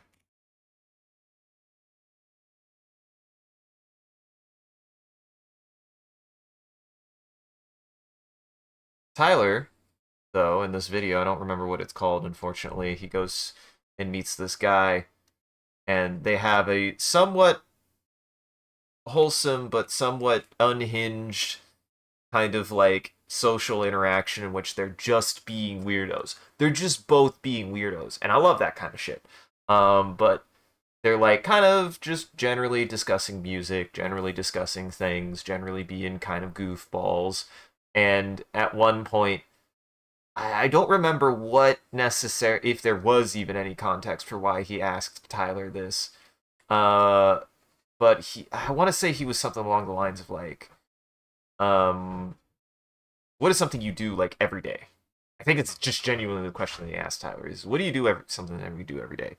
And Tyler, being the absolute raddest human being I think I've ever heard as like somebody who makes things, he's just like, he takes an hour of his day every day to listen to something that he knows he's never heard before.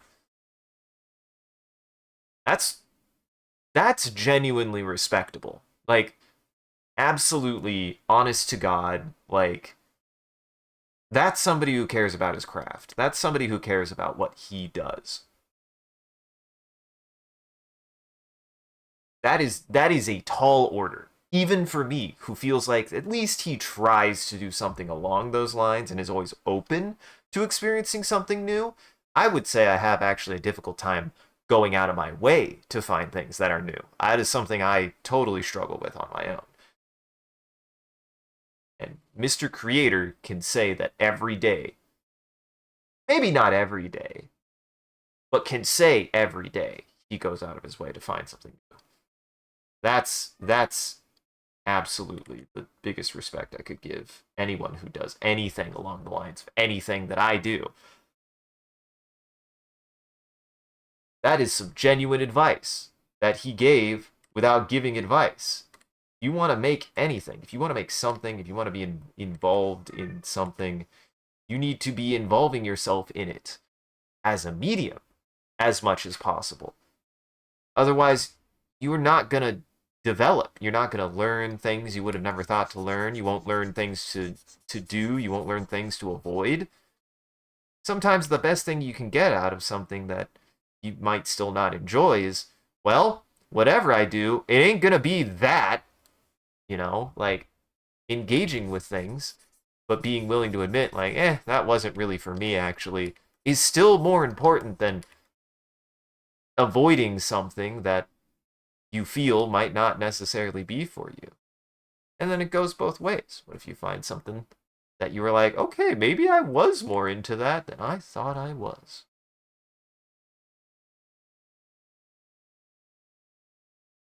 And to that, I can at least attest I know very well.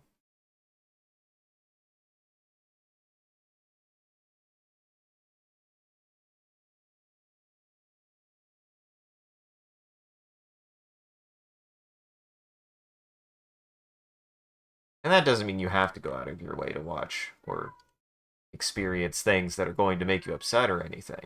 I'm just saying it is noteworthy to be able to say good or bad you can engage with something. Oi, yeah, up here, bud. Got lost. Cat got lost. He either wants to go outside or wants to know where I am.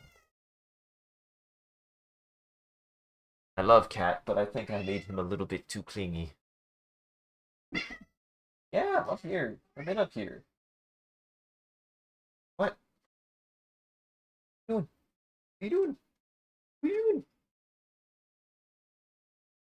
What are you doing?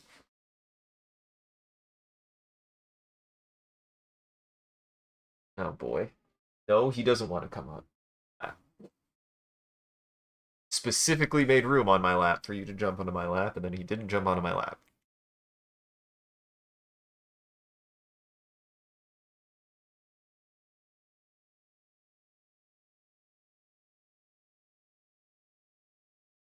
Really knuckle down here. I need to be on myself a little bit here. I need to be a little bit on myself, not for something bad that I do explicitly, but for something that I trap myself into doing sometimes, in which I will be working on something, I'll be working on something, I'll be working on something, and then I'll just stare at it. I'll just stare at it. Not even staring at it to see what's wrong with it, I'll just stare at it. And that, my friends, not a good habit. I'm not working on it, and I'm not looking at it to see what it's doing. I will admit, I am wasting time a little bit. Especially when it comes to a project like this that's going to take a long time to do. I can't really afford budget but damned if it was real or not. I can't afford to just be like that, actually. Like there's something to be said that this is also an attempt to process and develop a process that is mindful that time is finite. I'm not going to have all the time to be able to animate this, so I need to, if nothing else, be working on my work ethic of animation to be able to produce, but produce consistently. That's what's important. It still needs a consistent flavor of production. I need to find that middle ground, even if it might be a little bit of a pipe dream or a little bit of a maybe there is no middle ground. I should at least try. Maybe that maybe there isn't, but also I'm at least inclined to believe that it could exist on some level based on my own experiences and seeing that things do get made somehow. Things are made all the time. We'll make things still. So there must be some truth into that kind of hollowed inclination that, well, should at least be making worthwhile time of the time. Make sure that whatever progress you're making is still progress, whatever progress that progress is. Don't let yourself stagnate.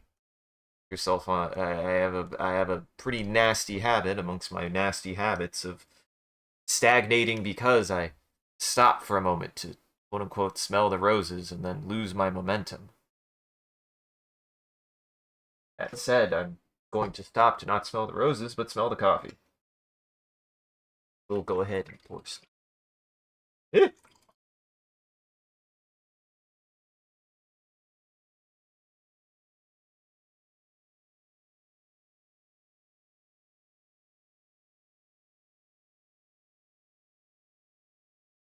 I mean, there's nothing wrong with taking a moment to just like, okay, reset.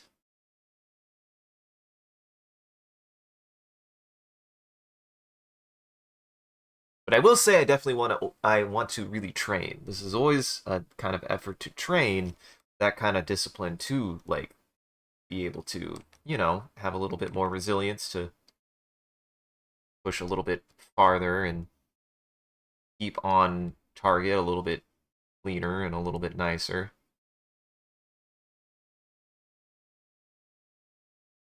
And I mean, all things considered, I gotta give myself credit. This has been a project that's been going on for a couple months now, and I haven't quit doing it, and I've made progress every single time.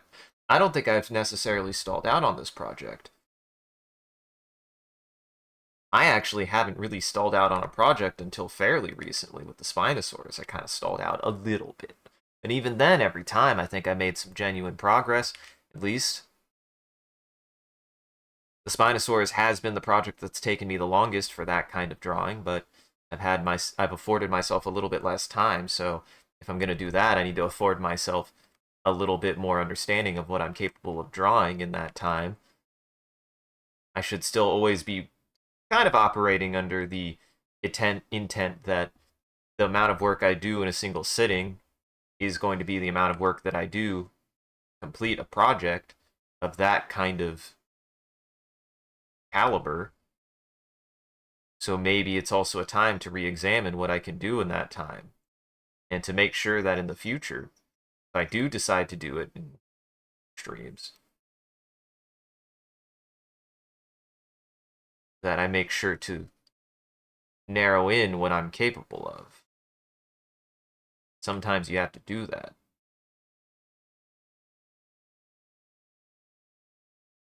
Sometimes when you realize that you overshoot a little bit, you have to be willing in the next one to say, I'm not going to actually fly that high. Always be aware of what you're actually capable of. That's fine. I mean, you did something wrong either. It means, well, maybe not that yet. Maybe not that much yet. I'm already well on my way to still being able to accomplish plenty of the process feat that Mr. Ross does. Mr. Ross can draw an entire can paint an entire thing in less than an hour, and I've proven that I can complete entire subject studies in less than 3 hours. It is possible. I am capable of it. I just gotta keep working at it.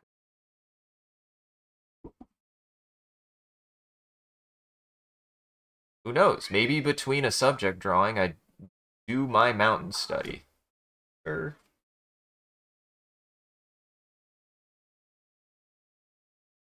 always sit up for you, buddy. Always can. Ash. Don't think I have a redo bound to this either.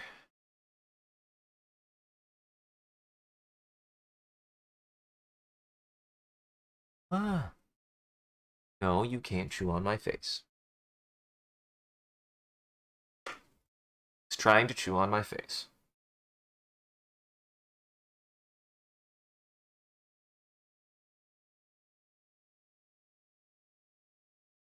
Yes, I love you too.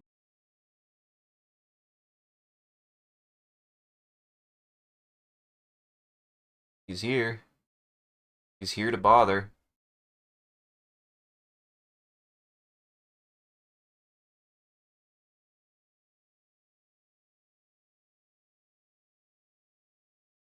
I have a space, is the question. I don't know if I do. This is something I don't use the shortcut buttons enough. I do have a space. Okay, we're good.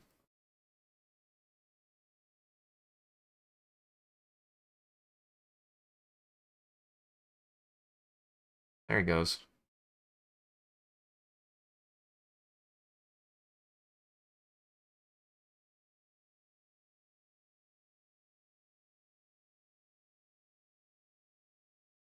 He can't help it.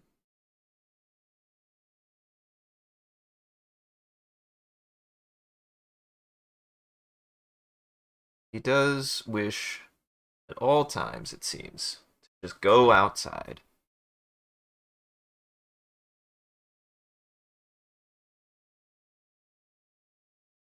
That said, oh my god, I was outside with him the other day, and it was bizarre actually. We ran into a situation. I was standing outside. I was standing outside with him, as I normally do, and I was standing in front of a gate because there's a section of the backyard that I know he can get past and over that I'm not super comfortable with him necessarily going over there. I just am not. We go outside to like hang out and chill. I'm not trying to like have him just be an outdoor cat and stay outside all the time. So, um, there's a gate that I'll stand in front of to make sure that he doesn't go over it. Uh, the good news is slowly I'm teaching him that yeah, you really can't go over there, and he doesn't seem to like it anyways. So he will like freak out if he gets over there, and I'm just like, buddy, you need to figure out your stuff. But uh, I bring that up because I was standing in front of it, and I hear a weird noise behind me, and I look around, I like turn around to look behind me, and just another cat is sitting on the other side of the fence that I've never seen before, just looking at directly at me, like 5 feet away on the other side of the gate. Just looks at me, dead in the eyes, and just meows at me, and then just kind of wanders off. They don't seem like threatened or worried, and I was just like, huh. They didn't see each the cats didn't see each other. I don't know what would happen. Kind of concerned if they would have. Probably nothing good. Um, but at least they didn't see each other and they didn't fight or get excited or whatever cats would do when they see each other. When a cat sees another cat that they don't know. Um, but it was just bizarre to me because, to my experience, cats hate strangers. Cats fucking hate strangers. I don't know. Maybe it's just because sometimes I'm not very fond of strangers. That rubs off on my cats, but in my experience, cats do not really like strangers. Uh,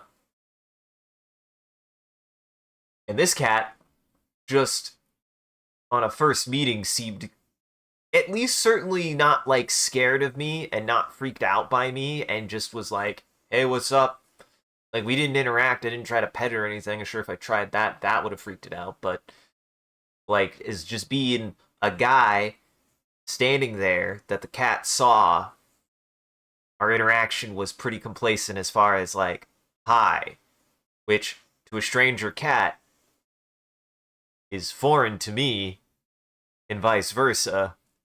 I don't expect that out of a cat I don't know and a cat that doesn't know me. Yeah, just got good cat vibes. Probably that.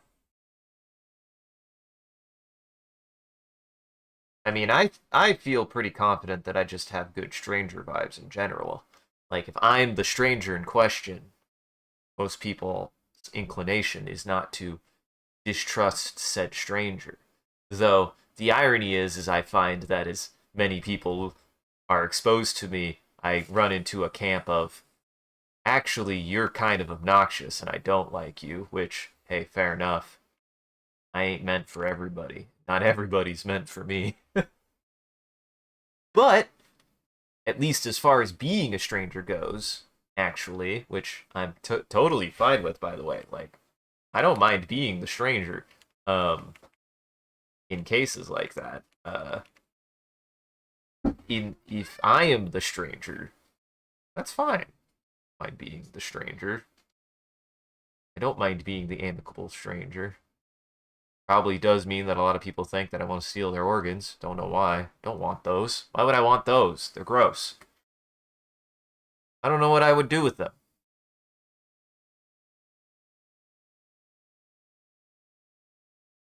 I don't want your eyeballs.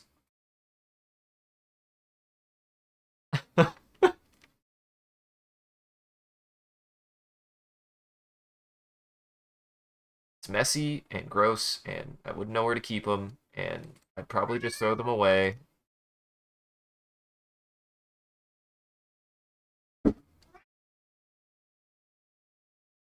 Hey, hey, hey, hey, hey, hey, hey, no, no. Thank you for not immediately jumping up, but no. Thank you. Come on. Oh.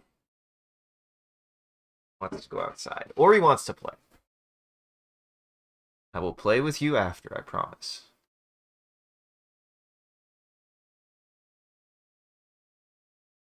I have unfortunately taught him that I will, that play is a way to relieve some energy that the boy has, but I will admit I need to like get him an understanding that I will try to make time for it. I will always try to make time, but that time doesn't mean all the time.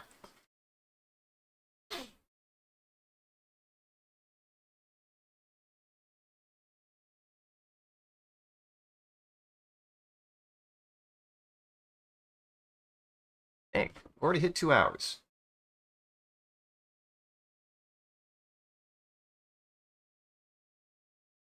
Let's see how many. So how many frames did I draw? I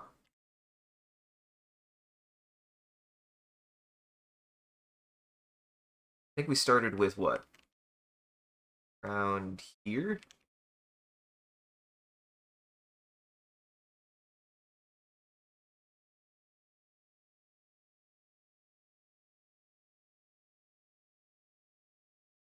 Oh boy.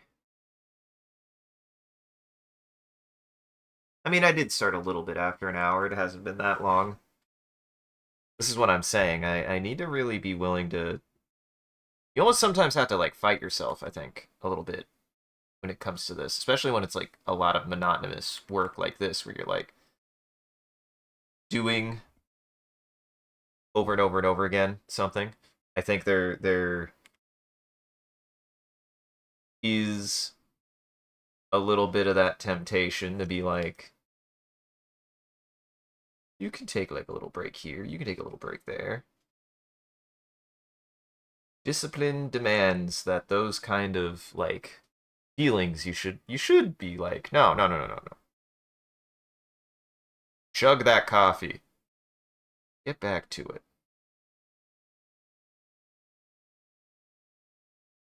Kick that project's ass, or else it'll kick yours.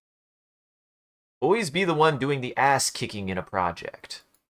The project is doing the ass kicking. That just is a dynamic of conversation that you need to have with the project. Stand up to your own projects. Be willing to be like, hey, you. I know we have had our differences,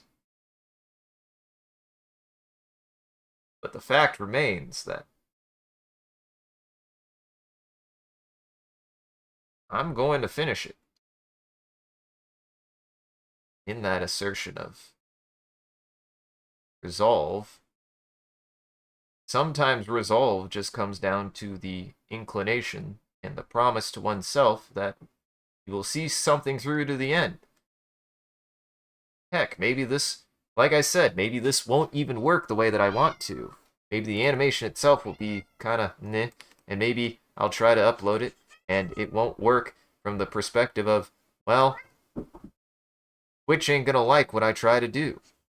Not even from a topical standpoint, but from a technical standpoint. Twitch will just be like, this is not how the redeem system is supposed to work.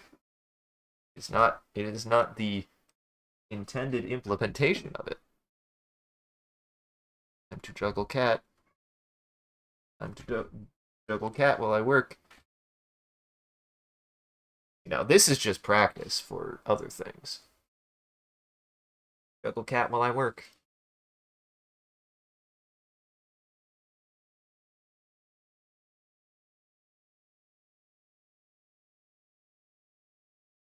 Nope. I'm gonna fight you. Care. I'll fight you. Kick your butt.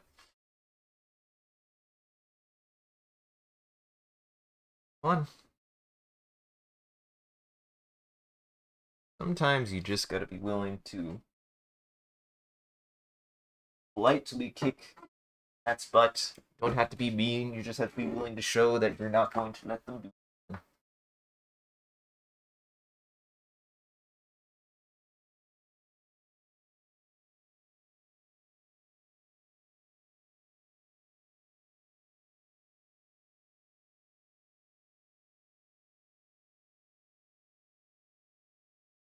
on. Oh. What? What? What? What? Yeah. Yeah. I just had to pat his cat tree. Hopefully that'll help, or at least bind me sometime. Hopefully that'll bind me sometime. That's the real goal.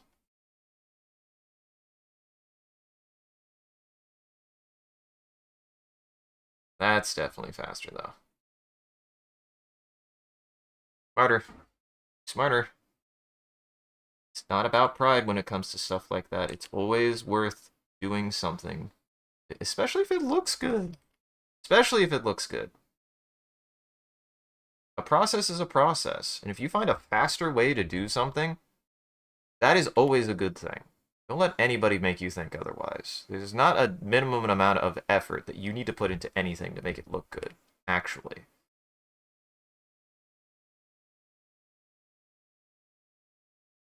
Technical prowess is a combination of one's own understanding of how to utilize a medium on top of how to get the most out of the medium without necessarily having to overwork themselves for that medium. Sometimes the true mastering of something is not being able to do something that is technically difficult, but being able to do it, being able to make things that seem technically difficult to do without needing to strain oneself to do them. I think that's what technical mastery is. I think technical mastery is about being able to show that your expertise shows from taking things that would be very difficult to do and making them simple and easy.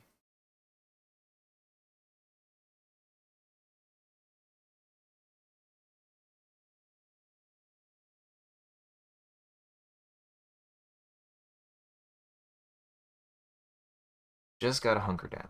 Honestly, I think this is where it's gonna go from now on. Is I think it will, for my own satisfaction, I think it will. I will open up with cleaning, and then focus the meat of the stream, the 2 hours in the middle ish, to really focus on making as much progress as I can, and really hone on practicing that. That's something I really want to hone on practicing, is that I'm practicing my process of like, okay, when I get to that section, straight ahead, nose down, to the curb, to the grindstone. Get that straight ahead process.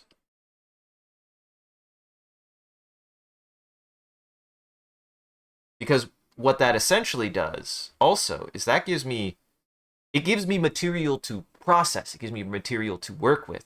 Because how many times have I gone back and went, too many frames, not enough frames? And then I can remove something. It's okay to do work that you have to remove in this context, because you wouldn't have known that you needed to, that frame was too much if you actually hadn't added that frame to begin with. And the goal then is add that frame faster, so that way you know sooner that you can remove that frame, that you didn't need that frame. Yeah, but the budget says that you need to make sure that you're gonna spend time operating on a frame, that frame is gonna be used. Why spend that time? Well. That's why they had that. That's why the goal, at least at this process, at this point, is that really the animation is much less about making the final product. Though I'm trying to kind of hit a bit of a middle ground here, and maybe it's not really working. I mean, that's why a lot of early animation work is very sketchy looking. Is you want to hit that. You want to hit your storyboard hard. You want to hit it as hard as possible to be able to really establish and nail all of the more intricate moves and motions before going back and actually polishing up the work, though. There's an argument to be had that, again, a part of the fundamentals of animation is just solid drawing, so that way you can save yourself time. If you can do a drawing in one go, that's fewer times that you have to repolish an object. Cutting down on polish is actually kind of a good thing. There's an argument that, you know, we want to see things become more polished, but in reality, uh, you know, not having to polish a project, doing as little polish on a project as possible is the best thing for a project. And to get that means finding a medium. You want to find a medium point, a median in which you can get your work done in as few iterations as possible. Otherwise, fact of the matter is you will polish something forever. You will polish something forever if you give yourself the inclination that I just need to polish it until it looks good. And that perfectionism, sometimes a curse. It's a bit of a curse. I suffer from it from time to time. Probably saw me struggling with it earlier. Wanting to go back and sand every cruft and every crumb off. And sometimes you just don't even need to.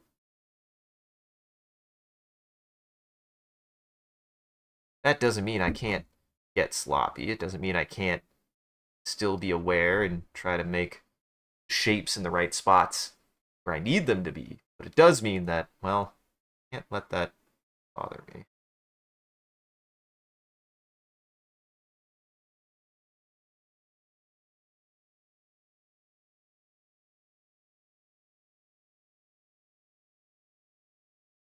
He's so mad. He wants to go out so bad. This is the thing. Cat advice. Cat advice for the day. You need to be more stubborn than your cat sometimes. Cats are stubborn creatures by nature. And if you want to properly discipline a cat, it's not about being mean, it's about being stubborn. It's about being just because you want to doesn't mean you get to.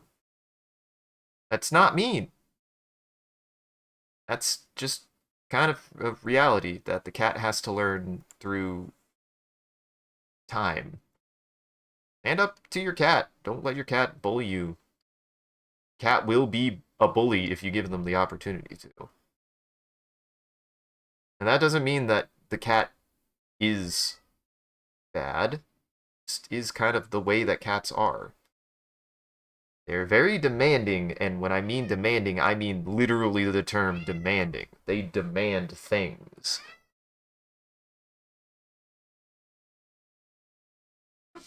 Tim, where did you go? Went to my bedroom. No? Oh no, he's just outside of the gate.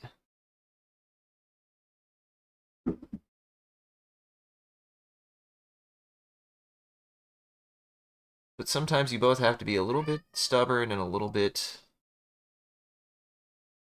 willing. Just be like, nope, nope. Stand up. You do have to stand up to your cat. You do have to stand up to your animals.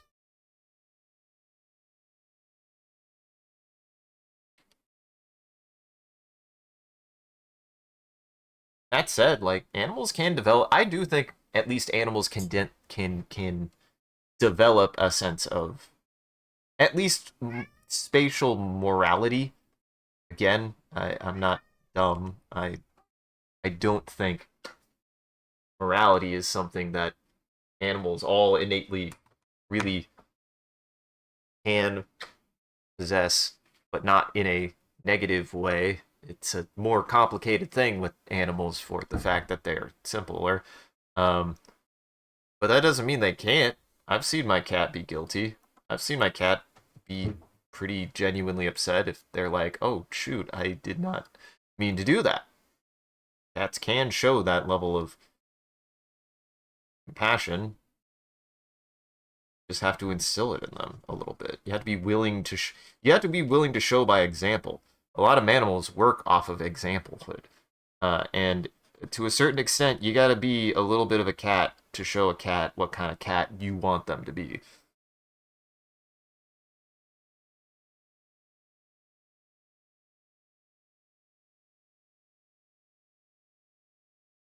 You got to speak in their language a little bit, at least a little bit.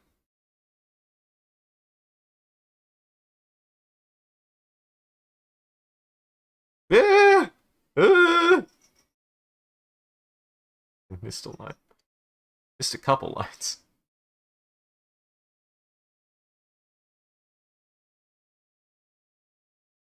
That's better.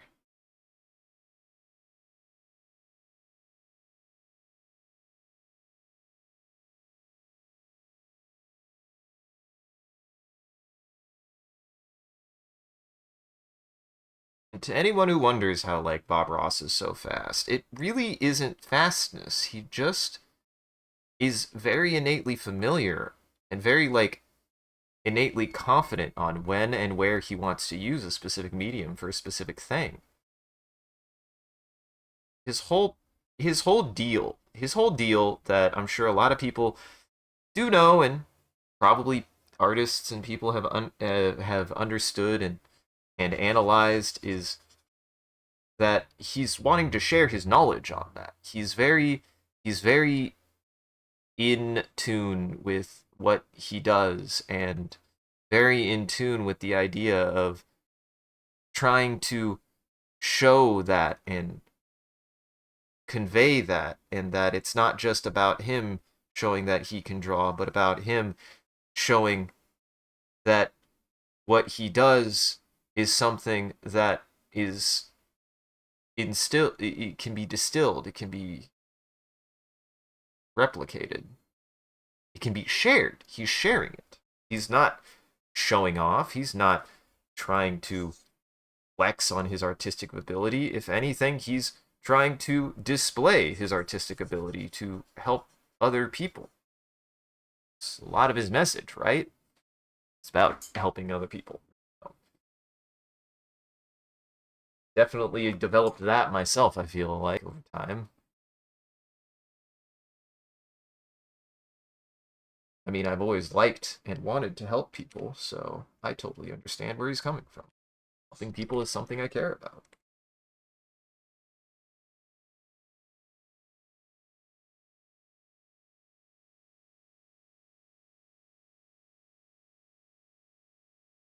Hmm. Nope. Maybe one frame.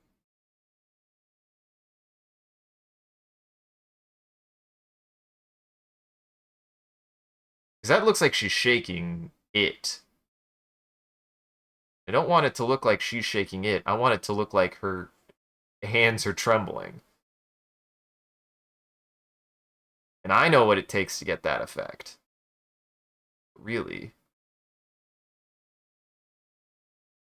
Some of these.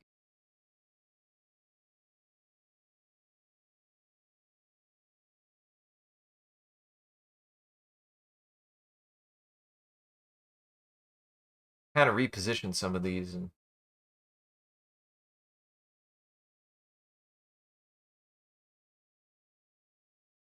see if I can get that real shaking effect. Because the thing is get a good shaking effect is about positioning.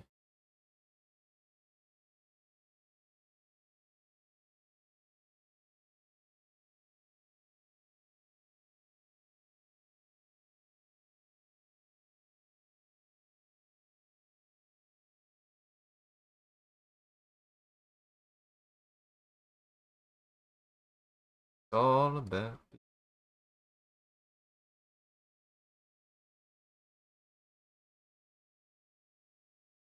Yeah, maybe I shouldn't. Maybe I should have been that way.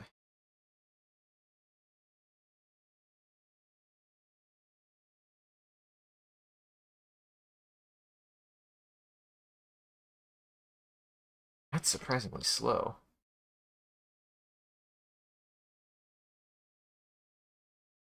Uh-oh, you know what that means. If it's going too slow, gotta do ones.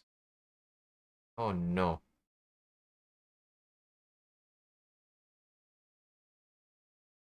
But work with that.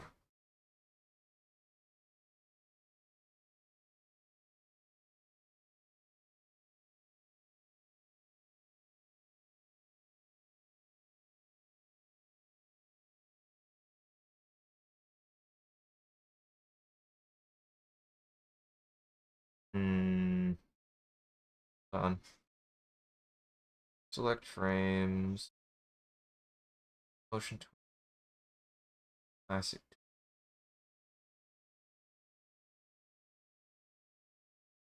Trying.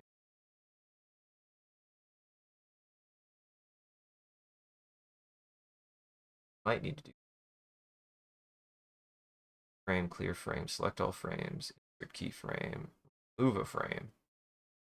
There we go. Shortcut on that. Shift F5.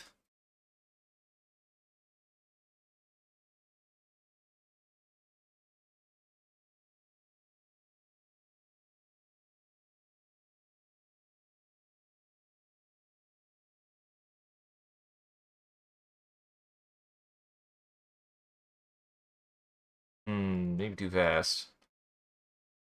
This is for testing's sake. I need to be able.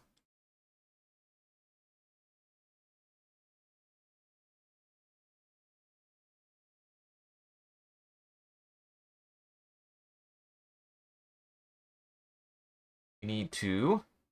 Now what I need to do? Copy these frames.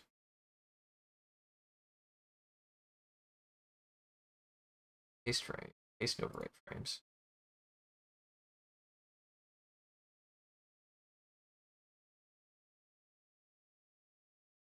This is a test. This is me testing something.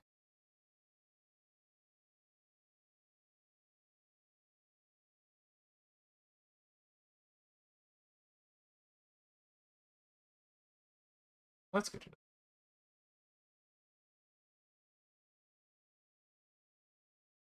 I should... Oh, I'm dumb. There's an even easier way to do this. You have the loop function, right? You have the loop function. Probably didn't need to do what I did.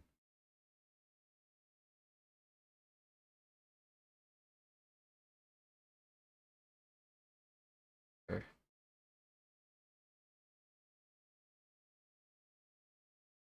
Go to here.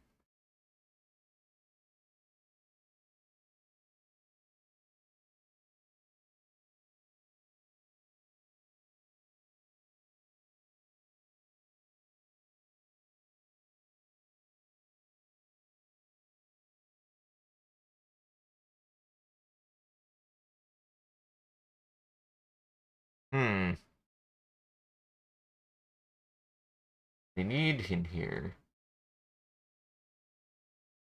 What I need in here is a frame that I don't have.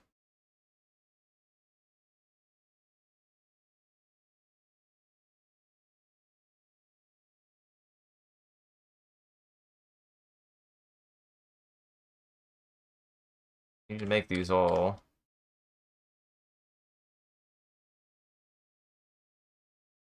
2 frames again. What I need is more motion.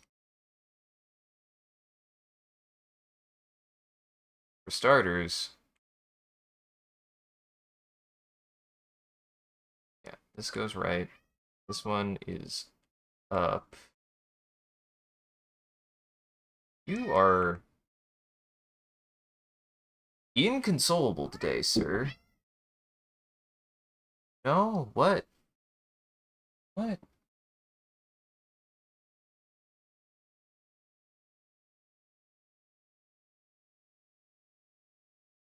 Funny is I need like a frame like this.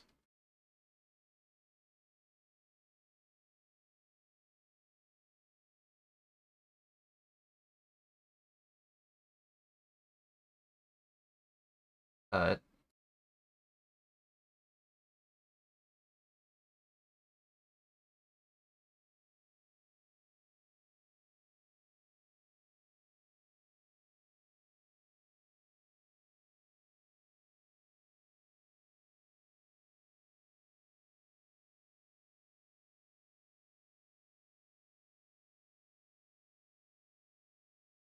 Yeah, because I need to have this oscillate. I need oscillation is what I need.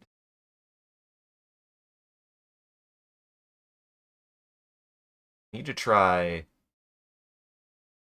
I'm trying to cut corners and it's not working. Means Can't cut corners. The next best thing.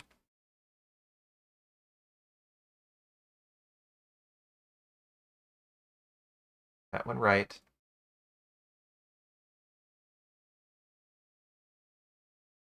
Right.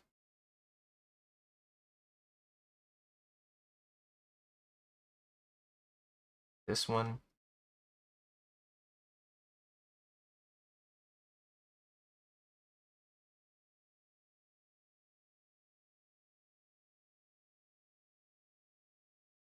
Scroll frames, copy frames. I want to like move a frame.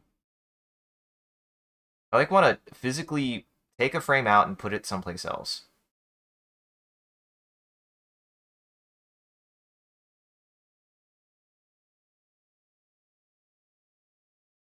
Is what I want to do. Because cutting the frame isn't enough. I like want to cut it and leave that space empty. You know what? I'm just gonna have to do what I think I'm gonna have to do. This, right, this to left.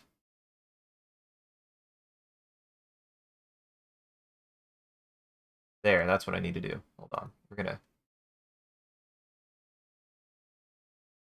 copy. Wait.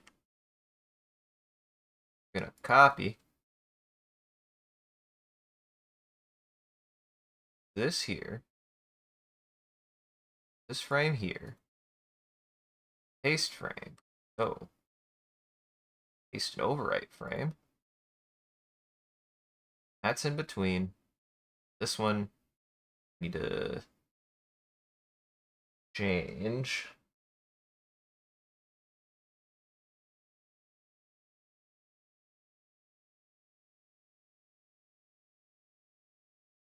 Complete your work. Got it. You gotta process, man. Just gotta sometimes be willing to say no. Process the work.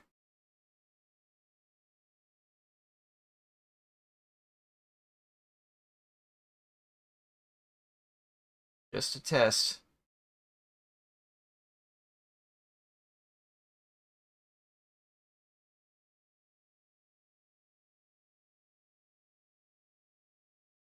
That's better. Yep, that's what I was looking for. I wasn't sure if I was needing it to be faster or not, but I definitely needed, yes, something more like this.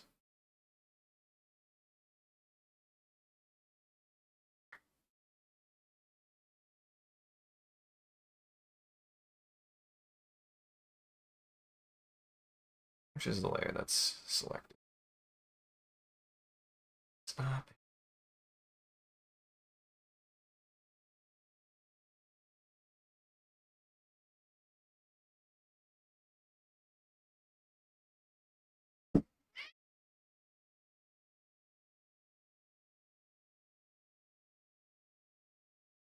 Hmm.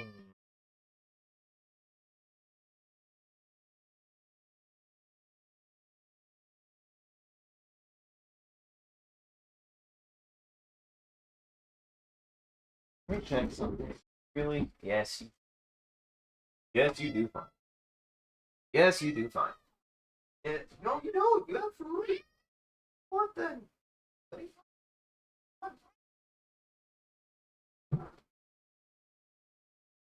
Calm down.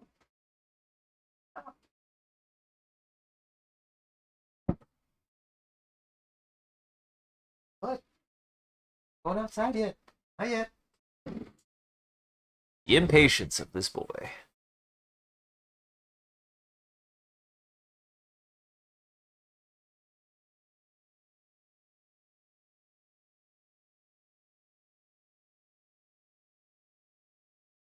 Hmm.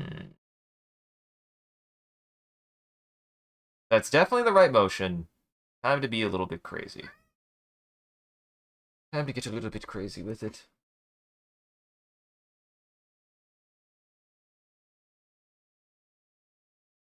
I need to do that like 4 more times. Essentially, I need to do what I just did 4 more times. That same motion.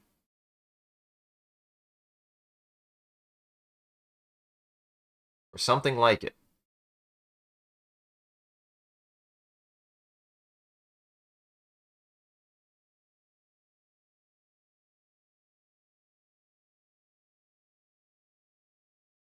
There, that'll help actually quite a bit.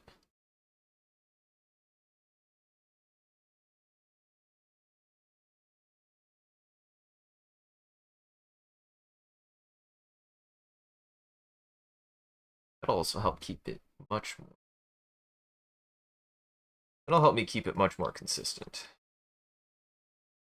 Having two layers will tell me what's changing and what isn't. Shouldn't be changing.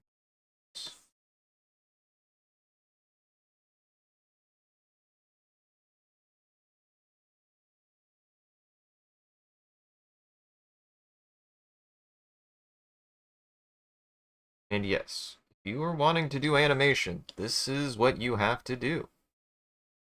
You have to be willing to examine and re-examine in this specific way.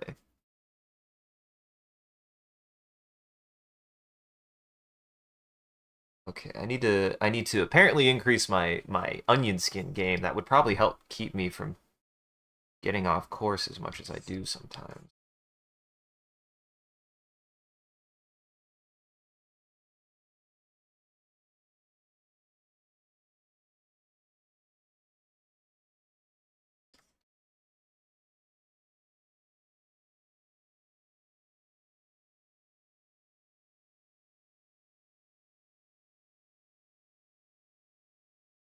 There.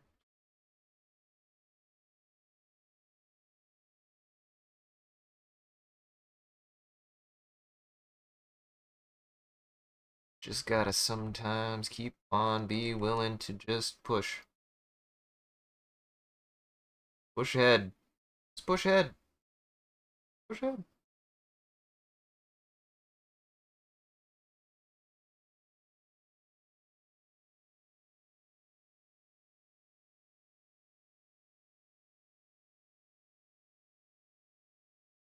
Keep on fighting.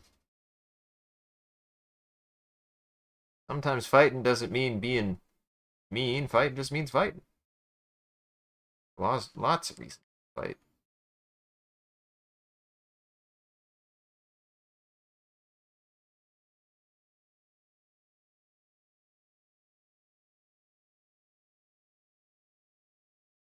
Okay, that's gonna help a ton, actually. Yeah, I realize now I'm not using enough onion skin to keep my onion skin consistent. Use a little bit more.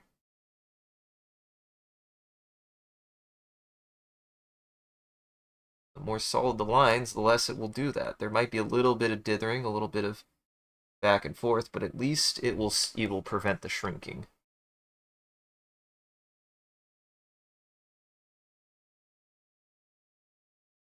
At least it should. Should give me a better guideline, that's for sure.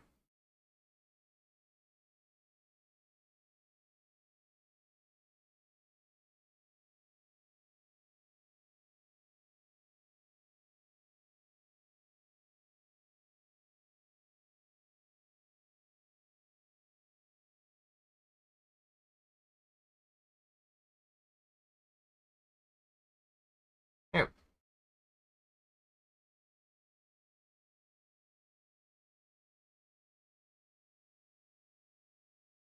there we go.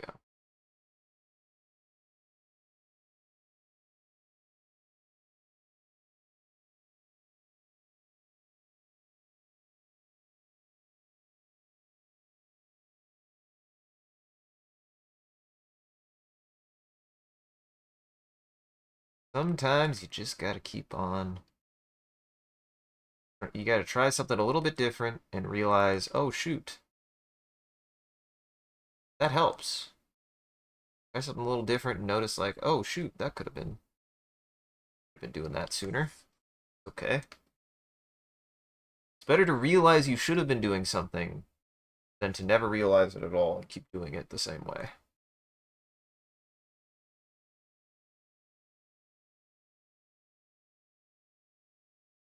At least I think so. Helps me. Certainly helps me.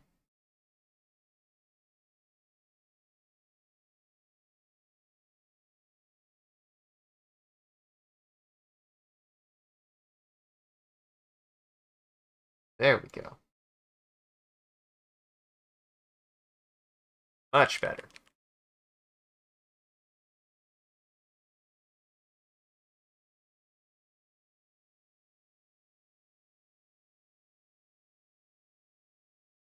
Okay.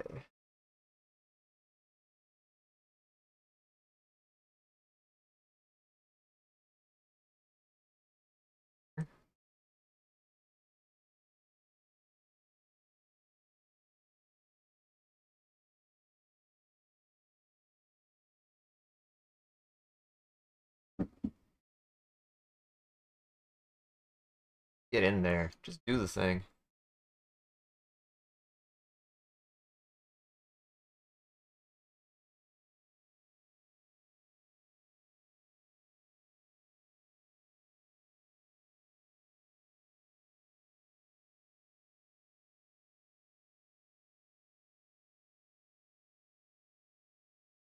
And really this is giving me a lot of good repetition that you just need. You just need this repetition. Like sometimes you just need to be able to sit down and try to make the same kind of shape over and over again. It's the only way that you can really develop that like ability to consistently do it. Gotta get in.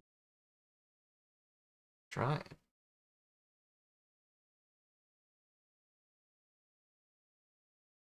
Always be looking for the little bits that help make it just a little bit easier, a little bit more consistent.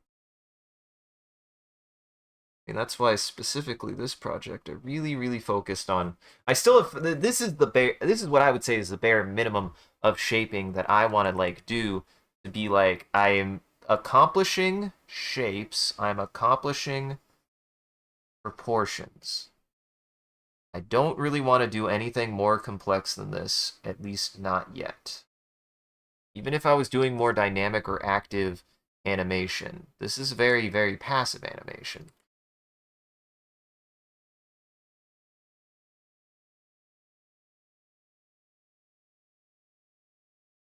Like, I don't really want more features than this to work with. It's the reason why, heck, if people are always like, why are anime characters fundamentally shaped the same? It's because it's easy to draw.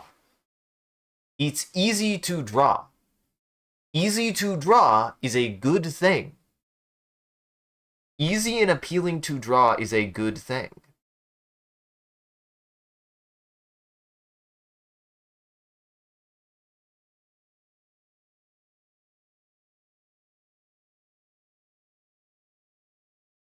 You don't want to be having to redraw Picasso every single time, especially if you just do not have the resources to do so. Not to say that you can't, and it's not to say that it can't be done, but in a medium of animation, it does benefit one to find the easier ways to draw because you will be doing it a lot, no matter what. And the time that it takes to do a single still should be minimized as much as possible, otherwise, it will never get done. That's why I had to make specific. I got to a point in this piece that I had to make specific sacrifices to understand the details that I was going to use, regardless, after a certain point, of the appropriateness of those details. They're too ingrained into the piece now. I cannot remove them. Not easily, anyways.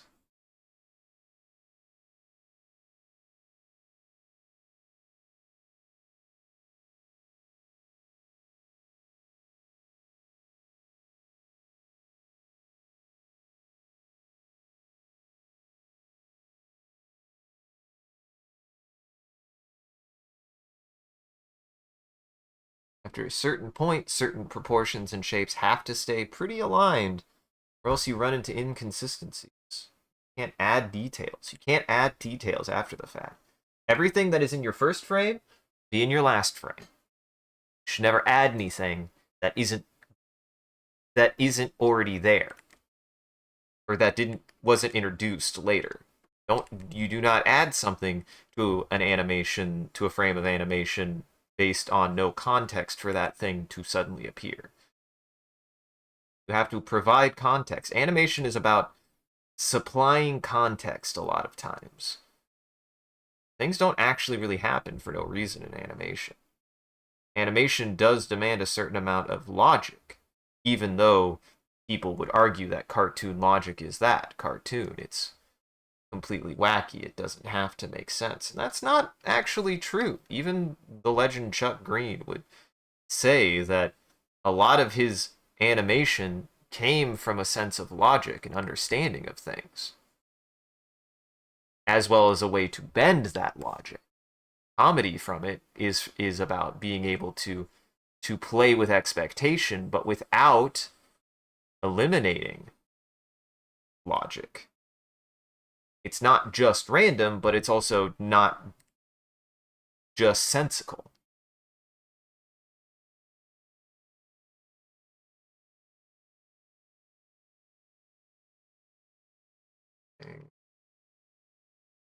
So yeah, I think moving forward, I don't even think maybe moving forward, I do just an hour of cleanup and then the rest dedicated to pushing forward. We'll see.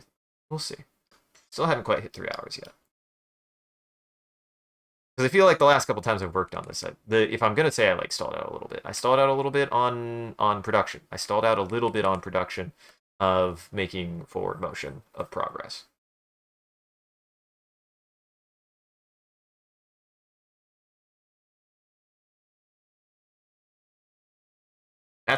Yeah, that's working better.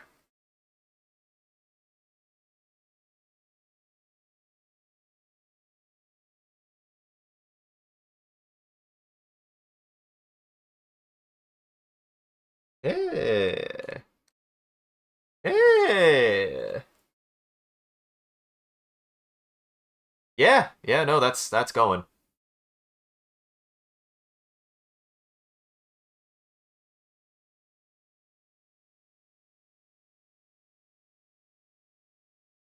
Honestly, that's almost done.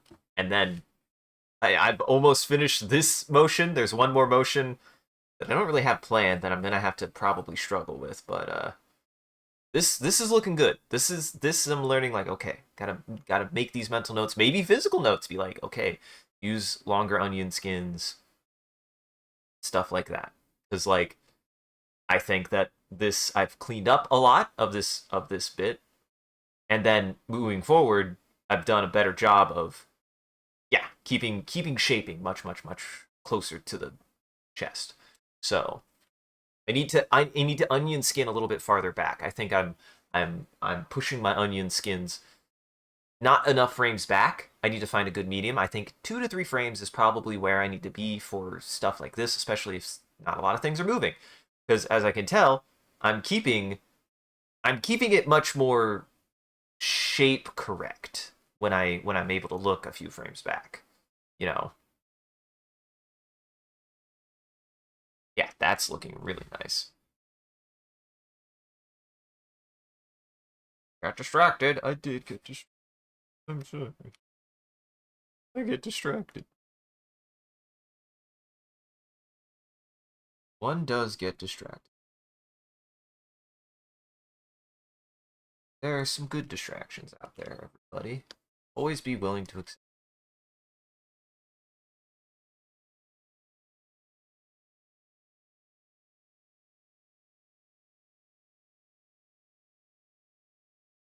What's funny is this is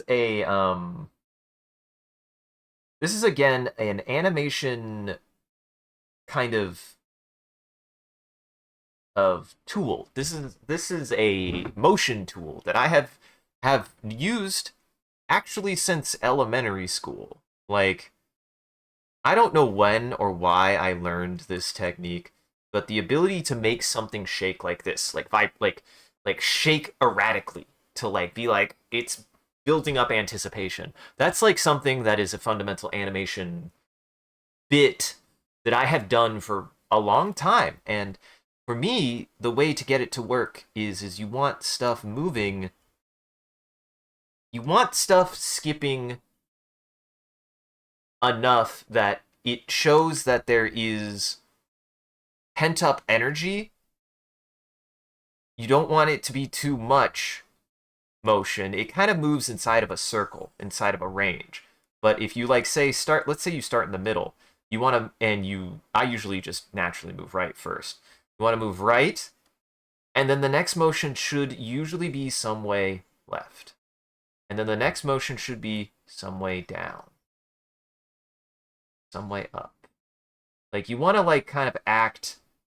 It's a little bit of a star motion. It's a little bit of a star motion. Maybe it should be called the star motion. But you want to then ping pong that. Like, see a space in between that it hasn't been. You see a space in between that it hasn't been. See a space in between that it hasn't been. You just do that. That's how you get that erratic motion of like, like you're charging up. You're getting frustrated by something. You're getting it's an erratic, energetic motion, and the goal there is the next place you move has to be to a general area that the object actually hasn't been in, that's opposite to the current position that that object inhabits. That is how you get that kind of motion. That that's what I've been using that in my videos. I've used that in slideshows and elementary school, high school, or middle school, high school when I was making PowerPoint uh, presentations. Like that kind of motion is is how you accomplish that. Share your knowledge. I think there's something to be said that if you draw, if you draw and you share your artwork, always be willing to share your knowledge. Always be willing to be like, this is what I do. Kind of talk through your process. It helps you also process your process. Be willing to process your process. It's totally okay. It's totally you know, you don't have to. I just think that like it is a good practice to be able to kind of go about that. Well, you see, I did realize I was drawing a couple. That's maybe why sometimes drawing is seen as the devil's work. You end up making some pentagrams on accident. Hello, Comfy. Hello, Comfy.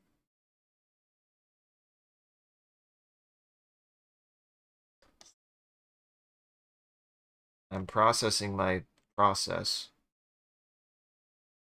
which is pretty important, I would say.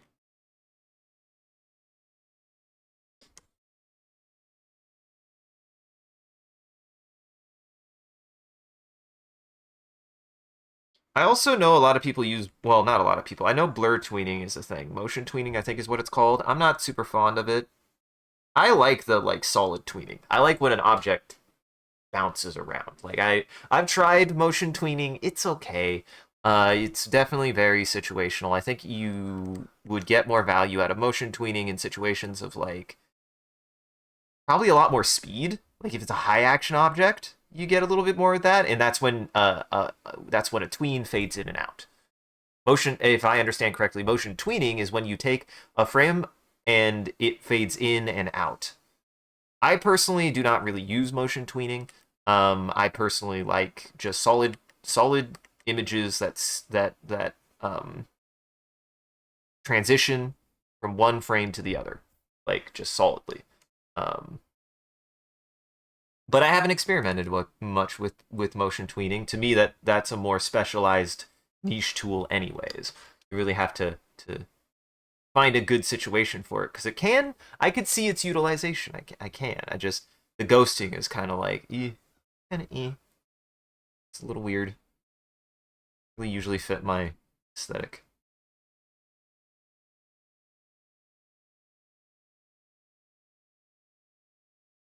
Been making progress though. I've been making the best progress I feel like I have in a while. I'll say that. I kind of admitted that earlier. I was like, I was a little I was getting close to a little bit stagnity the last couple times I've done any drawing. I wouldn't say I completely crashed out, but I definitely was getting a little bit like a little in the weeds. I think I was like having those moments where I was like getting a little bit too focused on talking about whatever I was talking about and wasn't really focused on what I was doing.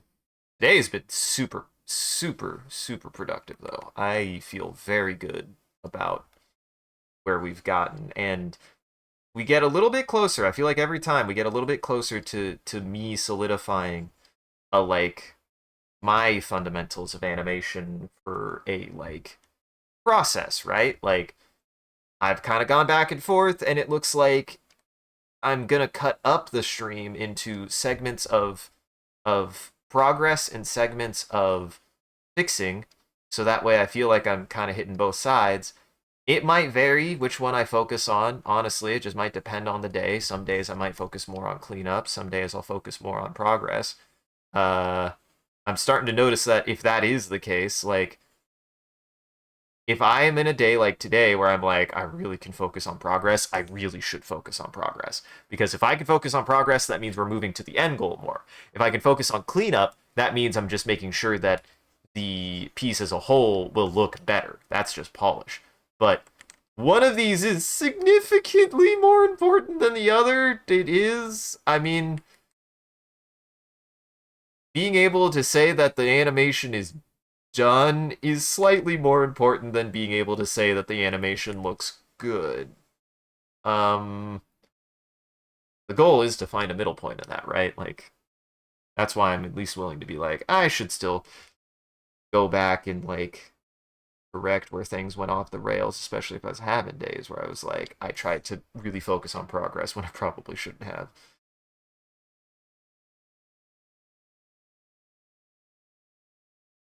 But I definitely could say today has been very, very good progress. Very, very good progress.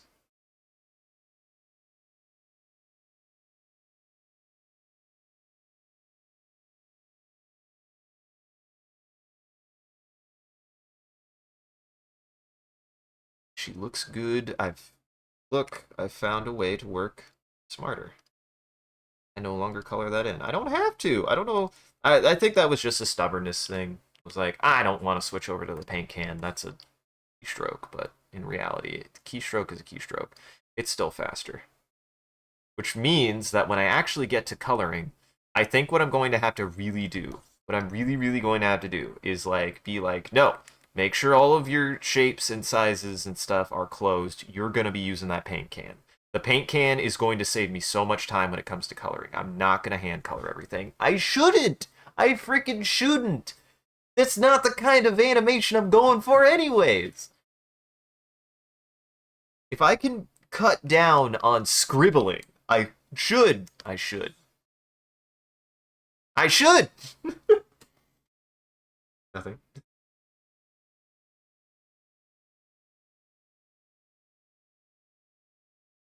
Okay.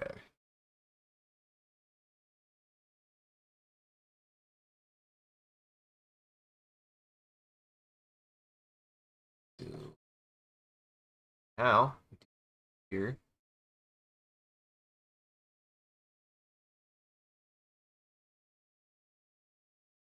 here,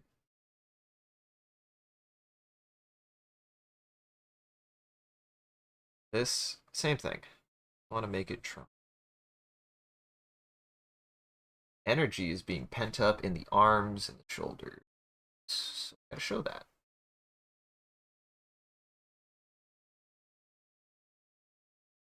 The most energy being pent up in the hand.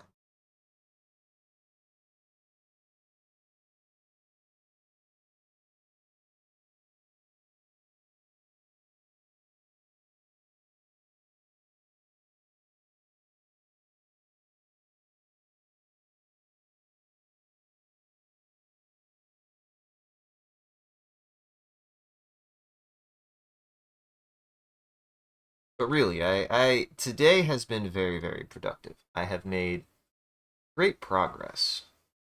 Great progress has been made.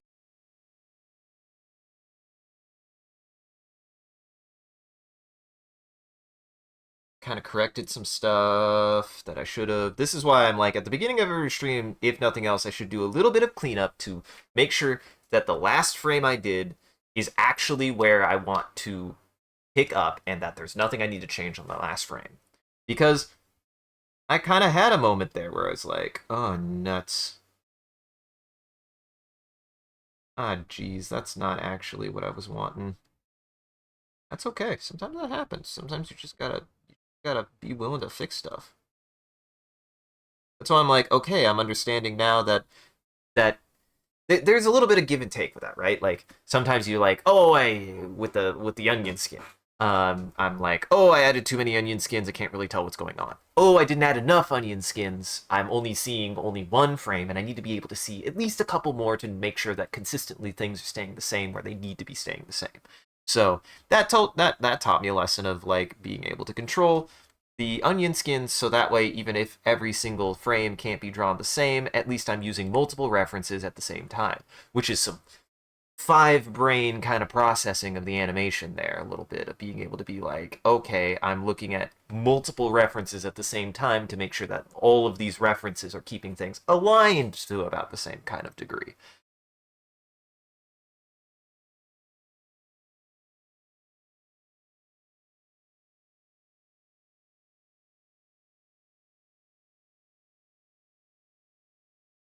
Especially when things need to be staying the same.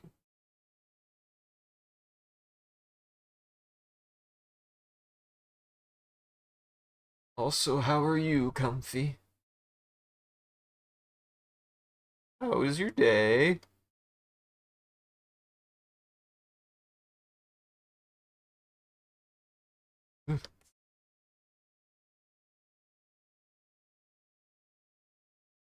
That sound was just me being like, make sure to rate.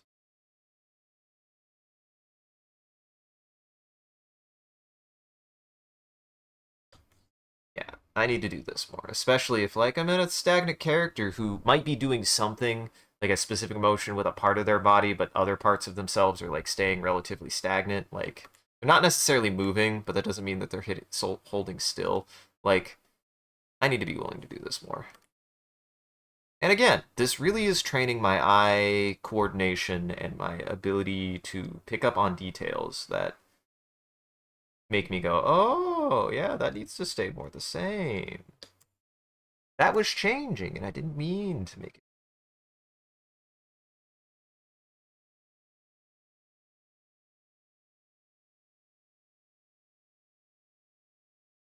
more in line there. Oh, that's good. I hope the stress has passed. Wish you best. And I'm glad you could join. We'll be going for a little. We'll actually be going for a little bit longer. It's been 3 hours, so I'll be going, yeah, for at least another hour. This is the only that I am. I will. I think moving forward, I think I'm gonna nix Fridays, and I'm actually gonna say something. If we ever do Gardic Phone again, it might not be for a while, and here's why. I need to focus on my work a little bit. I need to focus on what the channel is about and the kind of people that I want to bring in. And I'm totally okay with having something like Gardic Phone or like having something that is like a bit of a growth spurt for the stream. But there is a bit of a reality that Gardic Phone was getting a little too stressful. And it was. And I feel super bummed out because I did gain some pretty cool folk who do pop in every now and then, and I appreciate that they do. But there is a problem with especially things like Gardic Phone that this very much is a project. This is a project. And it is a project. And the people that I want to bring in, the people that I want to bring into the stream are the people who are here for it being a project. It's strangely becoming a lifelong project, and it is. It's a lifelong project. You could argue that this is now my autobiography. And hey, honestly, I'm fine with that to a certain extent. Being able to be like, this is the you could go to different parts of the stream in time, which is why I'm glad I was able to save all of it, really, pretty much all of it, and be like, even if you don't agree with the content of what I am saying at one point, that means that that's just the point of my life that I was in. That's just the point of the life that I was in. Everybody has that. And I want to, if there's one core facet to this project is you're different at different points of your life. You are. You just are. You know? And being able to share that. I don't know why. I don't know why that's why I've always wanted that. I don't know why. There probably is something in there about something about me that is more personal for that, but I just want to be able to provide an experience of experience, you know? Like, hey, you're out there, shit's weird and tough, and being a pizza, pizza bitch. I'm not afraid to swear. I'm not Bob Ross. Things are being like that, you know? Like, yeah, that's part of it too. This stream has definitely had ups and downs, but I definitely know compared to a lot of content out there, like my intent is still fundamentally to be like, it's on its own journey. The content is on its own journey. I'm not here to make the same content from where I started, and probably won't be making the same content where I finish. What matters is were you guys here for it? Who enjoyed it? Who hated it? Yeah, that's important to me. Not because they're important, but because that's what happens.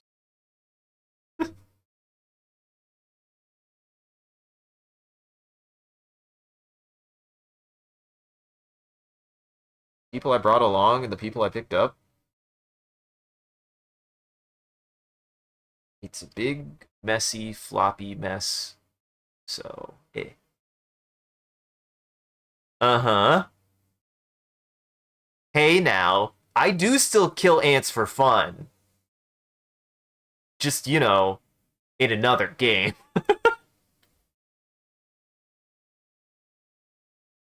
So honestly, also a little bit of a litmus test that the more things change, the more they stay the same. Am I right, guys? I'll always be attracted to the things that I'm attracted to, even if they do come in different packages.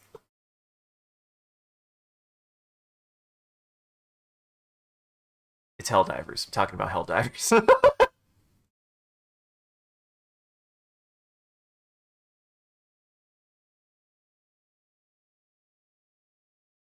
But really, like,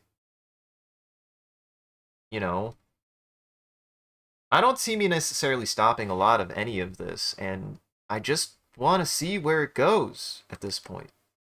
I don't think I don't know what would get me to quit. I really don't at this point. It would have to be so astronomically bad that like I would have to be shook. There would have to be something that went so bad, like went so truly bad that if I quit this, it was really like a matter of safety for me, safety for my friends, safety for the people that engage with this. That would get me to quit.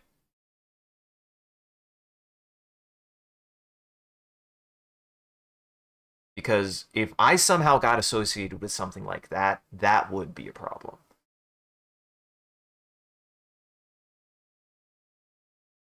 And that would suck. That would be what it would have to take. But I also kind of stand by that. I think it would take a lot. I think it would take genuine placement of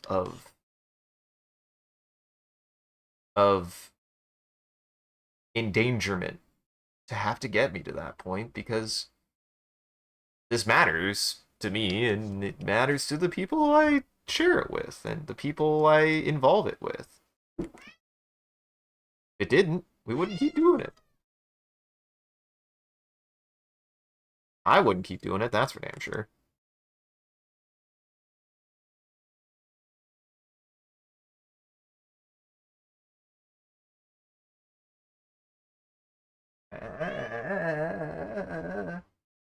One.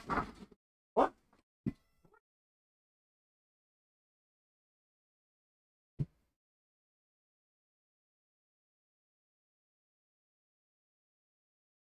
He has been uphill today. He has been inconsolable. He gives me 10 minutes of freedom at most. He has been incredibly, incredibly noisy today. Put aside.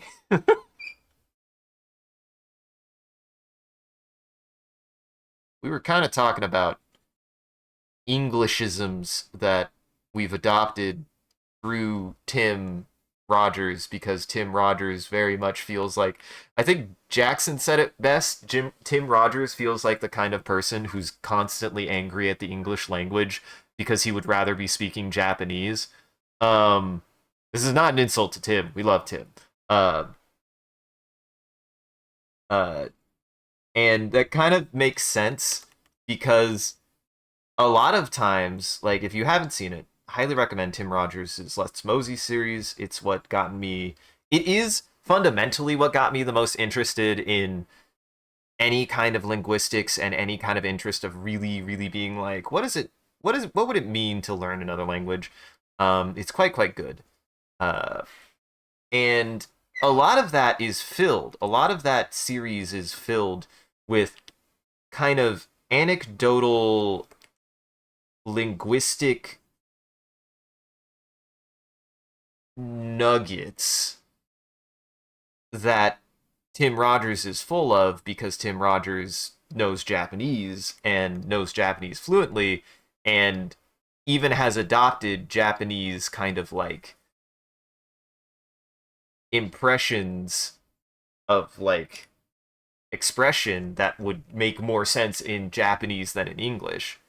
Um, so I've now forgotten a lot. What was I saying? It. Uh oh. I didn't mean to hit that button. I don't know what that window is that I popped up, but I'm sure if somebody's more familiar with Animate, they would know, but I am not.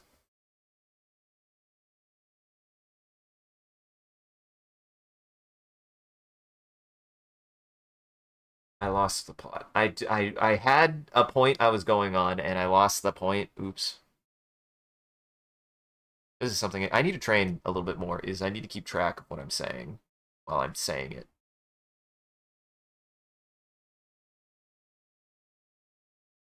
I need to keep better track of what I'm saying while I'm saying it.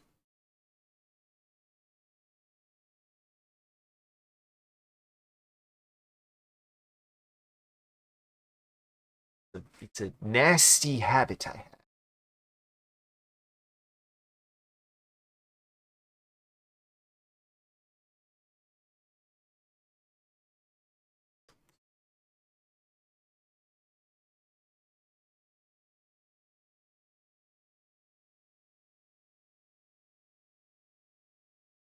Uh-huh.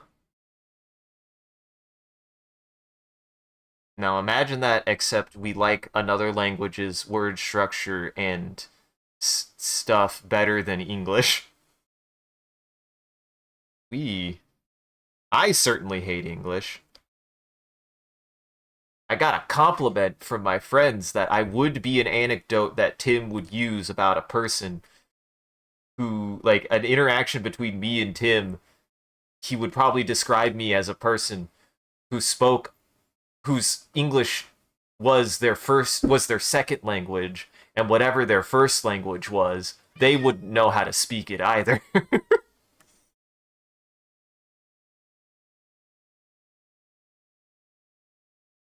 Because if Tim is a person who's constantly frustrated by the English language because he would be rather speaking Japanese, I'm a person who's constantly frustrated by the English language in that it eludes my capacity to be able to interact with it in a way that is appropriate. I just don't speak it well. Maybe I speak it too well. Needless to say, I would imagine that an interaction between me and Tim would end with him trying to strangle me to death for the sake of English. And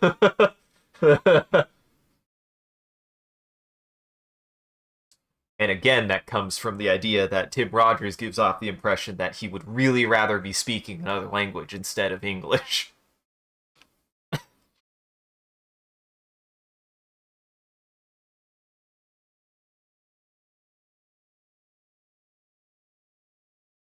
Because he knows them.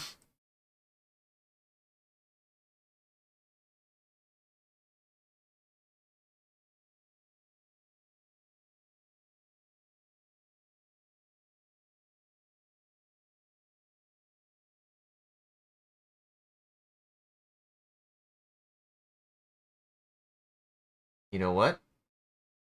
Nose to the grindstone. I am really feeling good about progress, so we're just gonna focus on progress for the rest of the stream. Because again, I think if I'm in the mindset to do progress, I should do progress, right? Like, I'll still do both. There will always be some cleanup in a stream, but if I get into progress mode and progress is fucking kicking, I need to do progress. That takes priority over cleanup at the moment. Cleanup will happen as time goes on, and cleanup will happen once progress is finished. Progress should be finished first. Would that technically make English protected speech? Huh. On Tim's account, probably, and he wouldn't enjoy doing it, but he is a man of honor and he would. He would do it out of respect. He would do it out of necessity, not necessarily respect.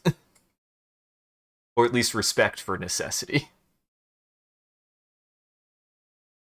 As I commit criminal crimes against the English language.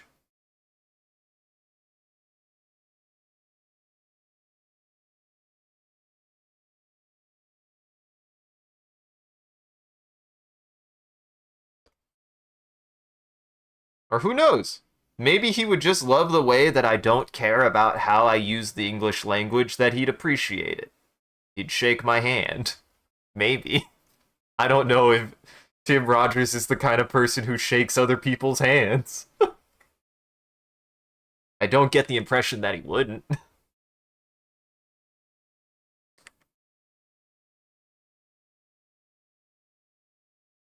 Poggers.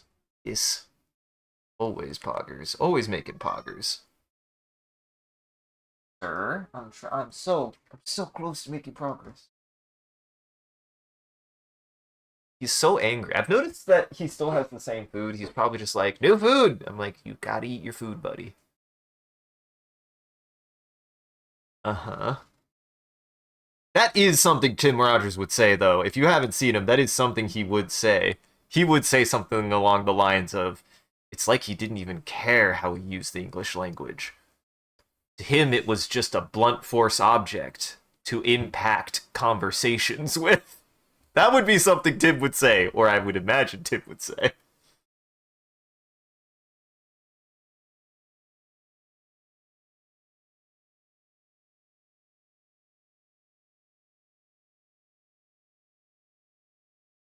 Tim Rogers is over verbose in a way that is fascinating, that, again, really does leave one to feel that his relationship with the English language is more complex than just being interested in writing,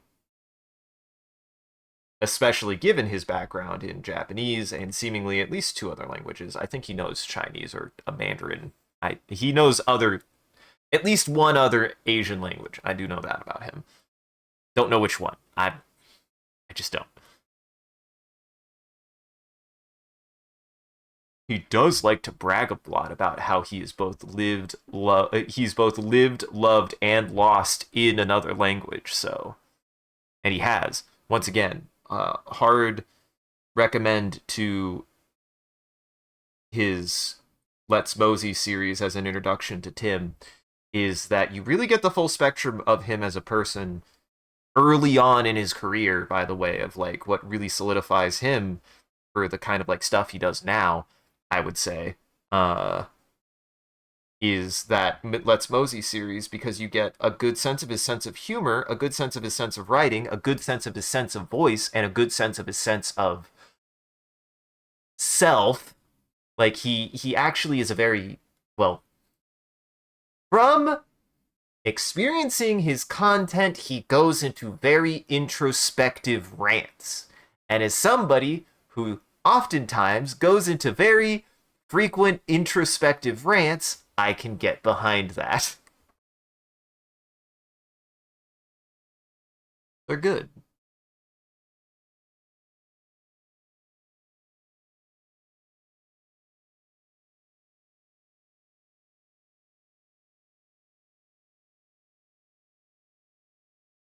And he did just make he did just recently release a video on Action Button.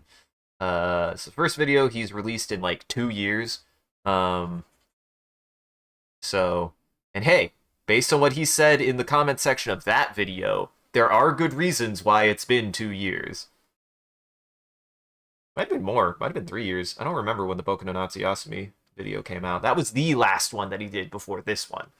Uh, which was a banger, by the way. Like, so the fact that he just kind of went silent on that bombshell is saying that something significant happened in his life, and I'm glad that he's okay.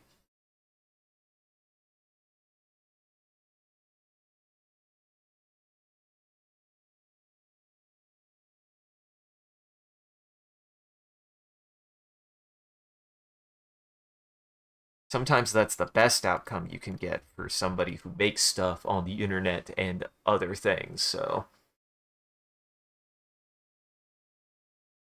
Uh-huh.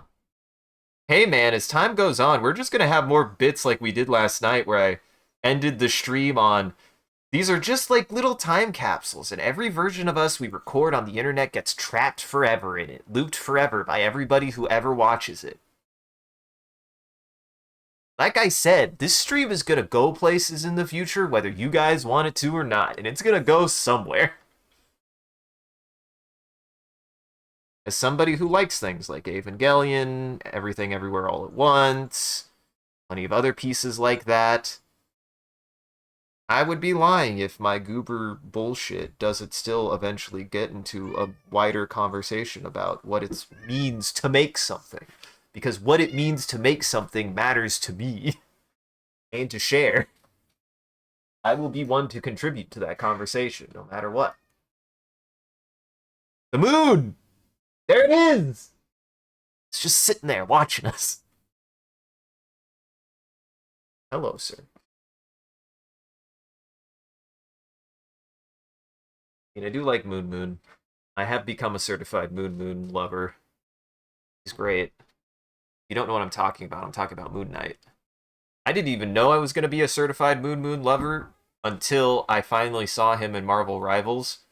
I will admit that, but goddamn, I immediately like just gelled with his whole deal.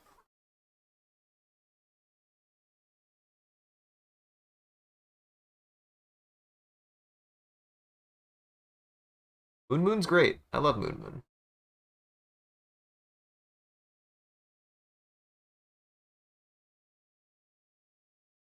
And that's coming from somebody who's before the other version of this that I really repped and really appreciated, but like from like an introspective character design standpoint and not from an edgy internet meme standpoint was Deadpool. I genuinely like Deadpool as like a writing device. I think he's a really good character for a really specific thing that unfortunately isn't always picked up by people who just think that he's all about making comments about chimichangas and you know, that's it. Sure, that's something you can like about Deadpool, Deadpool. It's not actually what I like about Deadpool. You want to know what I like about Deadpool? The fact that he makes statements like that because in reality, he suffers and processes trauma through the way he behaves. Because boy, is he a really broken boy that I appreciate. That's why I kind of will always say the second Deadpool movie not as good as the first. The whole thing about Deadpool is he processes his things through his sense of humor. So when you make a movie about how he no longer finds things funny, it's just not fun, even. Because it's okay to have him deal with those things, but he should deal with them in the way that makes the most sense. Him being a fucking goofball and just kind of trying to more or less be a little bit more avoidant, but like in a way that's like, I'm these are things that are heavy, so I might as well make light of them. That's always been my thing with how Deadpool acts. And Moon Moon is very much a goofball, but like in the respect of like, hey, I'm dealing with a lot. My way of processing it is being like, wow, I'm dealing with a lot. Might as well deal with it. Might as well make everyone deal with it too. But like in a, actually not just a weird way, just being a weirdo instead of being, abusive or negative. Just weird. Moon Moon is just weird. He processes his shit by being weird. And you know what? Absolutely, I can get behind that. Being weird and open about it, even if it's not necessarily intentional.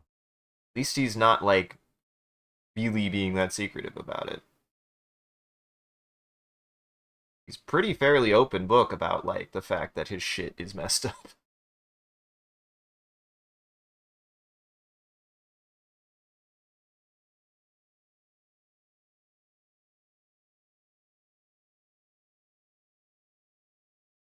Once he gets there, of course, he has his own. He has his angsty phase where he's trying to even figure out what the fuck is going on, and he's like, "It can't be," and it's like, "Yeah, it can't be, bud.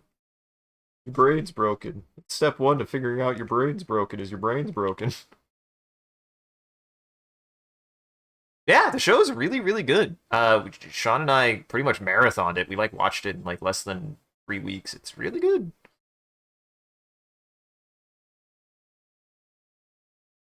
What can I say? I like weirdos with brain problems who make who make their brain problems about themselves in such a specific way that it's not just everyone else's problem, but also isn't just a problem. You know? That's how mental illness actually works. It's a thing that might be inside your head, but you can process it. And it don't just gotta be I sick.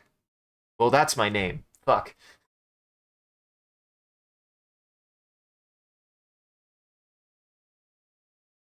Sometimes brains just are brains and they're bad. Brains are bad at their job.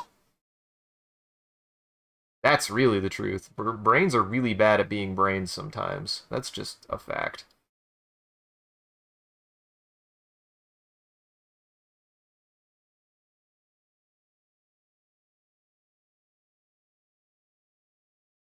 And I always appreciate media that's willing to like show that, especially in the face of like media that so often does one of two things and depicts everyone never having problems beyond like if they do have a problem, their surface level interaction with it is I shouldn't have a problem.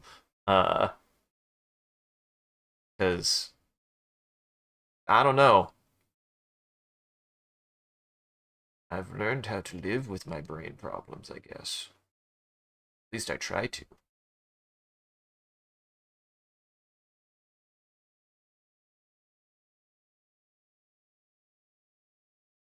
Why for me, one of the formative depictions, which it did happen at least close to the right age, still probably was barely a little too old, but it was college and I was 20, so I was just out of teens.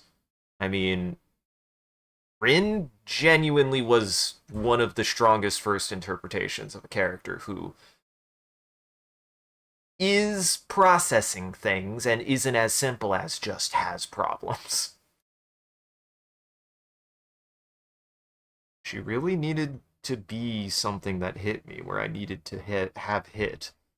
Especially helped that it was a depiction of seeing somebody get treated like trash when they themselves were just trying to figure out how their fucking brain worked.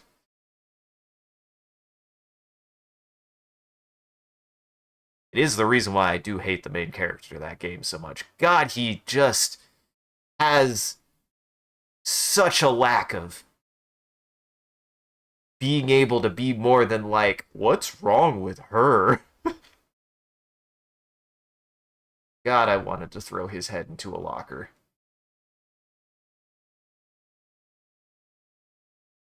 But that's because that's how I was treated. Some people really do that. And I'm here to say it's not okay when people do that. It's not.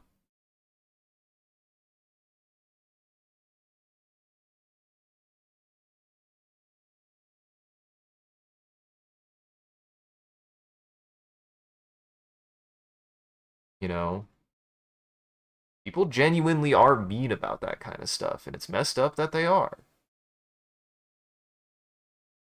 No one should be. Flip side, though, it's like everybody just figuring out their stuff. Definitely had some awkward situations come from the other side that I'm like, but just figuring out my brain, okay? I'm not here to also wear a badge about it. I just have my own stuff. I'm just a weird guy. Just let me be a weirdie. Just let me be a weird little munchkin. Let me be a gremlin. Not here to hurt anybody about it either. Yeah, I probably do. I don't know. I'm not here to wear a badge about it either.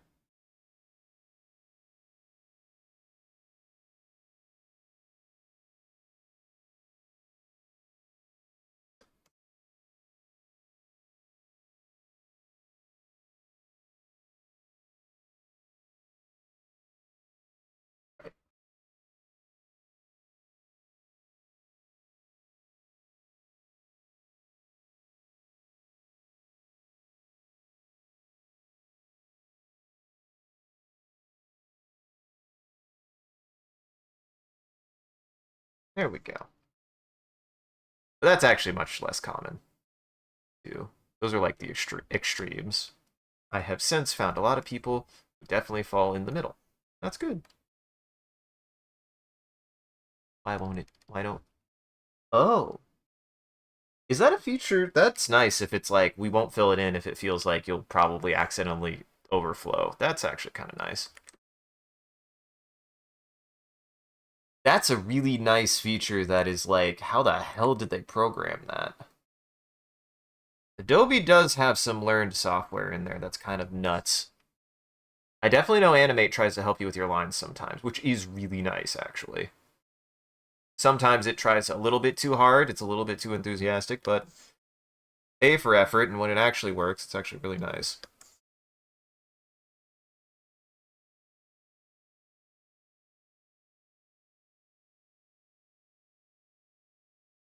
There we go. Let's see how we're doing. Yeah, yeah, that's perfect. In fact, that's about how long I need it to be.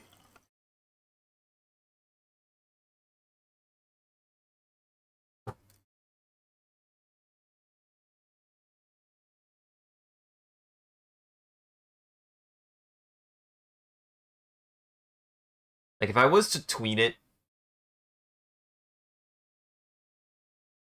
I might tween it, we'll see. As I've kind of mentioned before, one of the animation tidbits that I learned on That sounds. I don't like the way that I said learned on. Learned about that. That really helped me. Is yeah. That's also just shape wise being much more. Also, I just thank you, Comfy. Dang it. I could read. You should know this. I can read sometimes.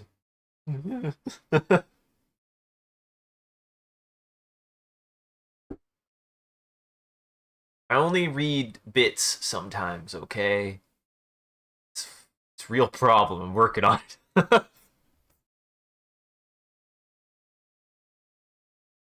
Yeah, that's honestly something I picked up on that has been way better is having that onion skin be like 2 or 3 frames out. I'm being way more consistent on my shaping. So that has kept this much more consistent. Because I was struggling a lot. I was struggling a lot with things like kind of morphing when they didn't need to. Here's something. I need to go here first.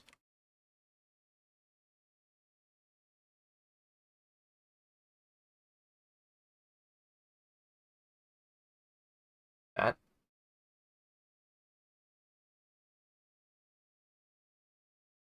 finish off by fixing this.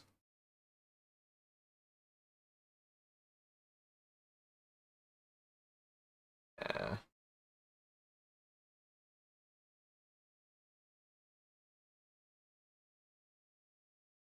ain't that just the way though? Sometimes gotta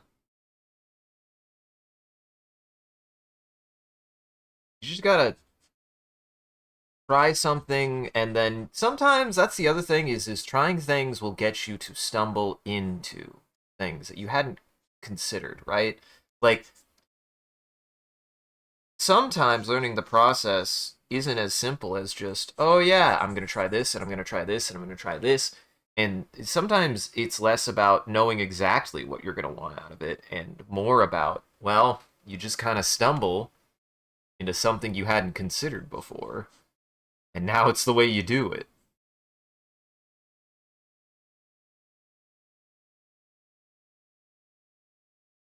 Okay, so that's making it also a little bit easier to read the previous tweet. Huh. See, that I hadn't considered.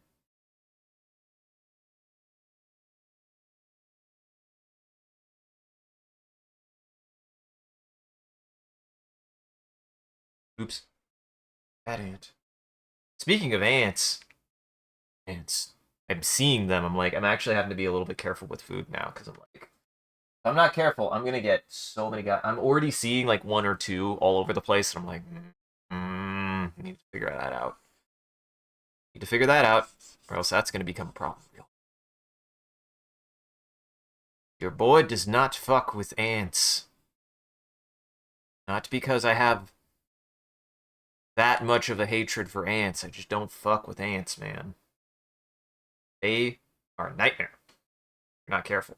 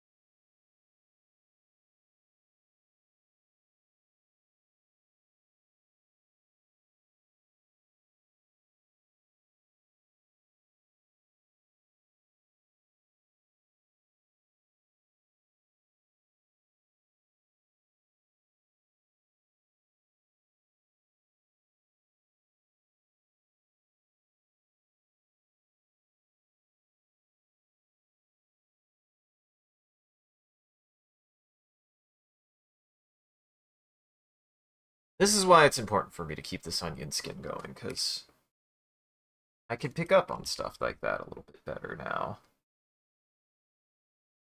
that I couldn't before. So much.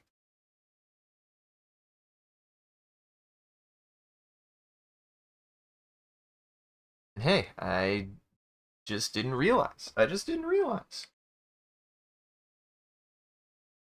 Sometimes that's what it takes. Is you have to try, you have to stumble onto a process that you hadn't thought about before, and then it's like, oh shoot, that's what I should have been doing the whole time. Well, you should have been doing it the whole time. It just means that's what you're going to be doing now.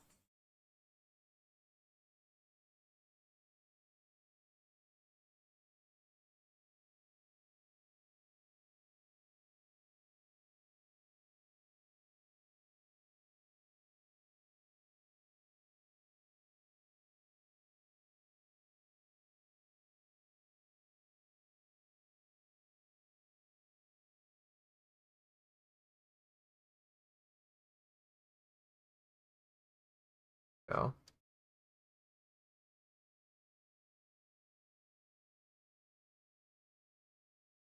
God, I will say I'm addicted to this mix too. I listen to this mix quite frequently, actually. It's quite good. I don't even know where I found it. It appeared on my goddamn YouTube feed one day because YouTube does that sometimes. YouTube will just be like, "Here's something," and you're like, "Thanks, YouTube. I don't know where you found this," and then you'll just be like, "You're welcome," and then leave because YouTube is a bit of a whimsical beast. I'll admit that.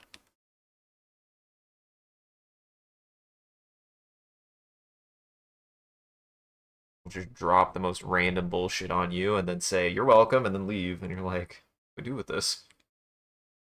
Oh, I don't know.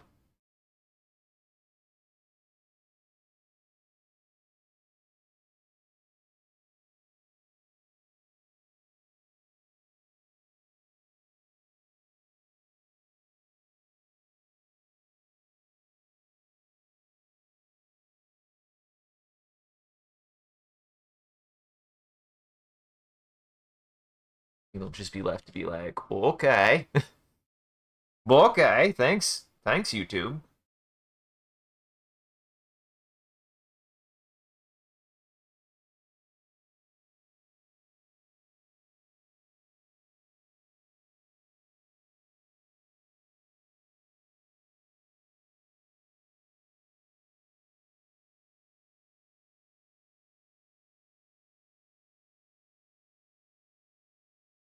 Be willing to go back, fix my artifacts.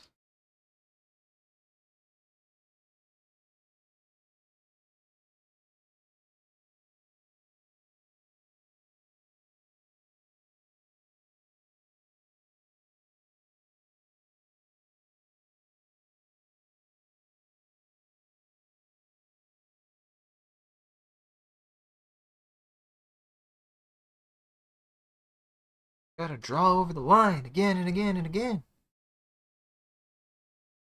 That's what I'm learning.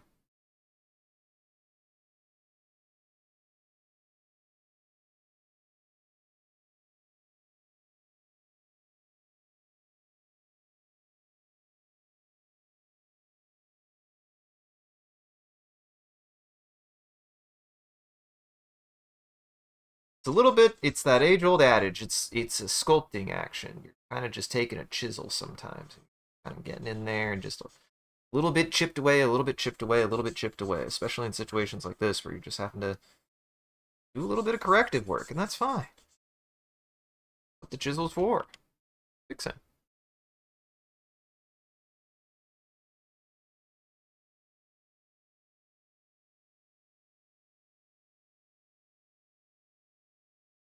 This might take some time to fix, but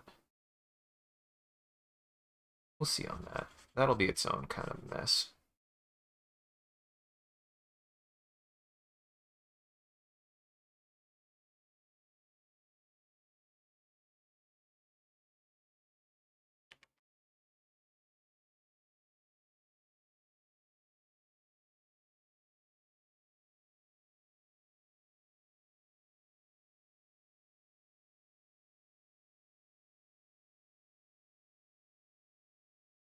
A little bit better.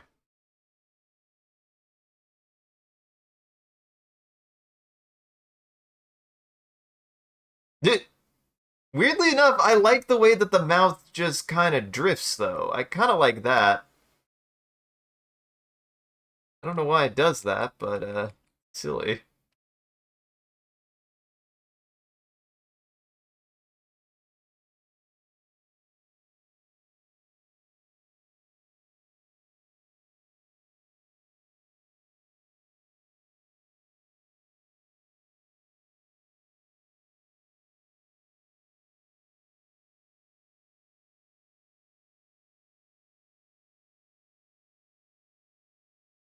God dang it.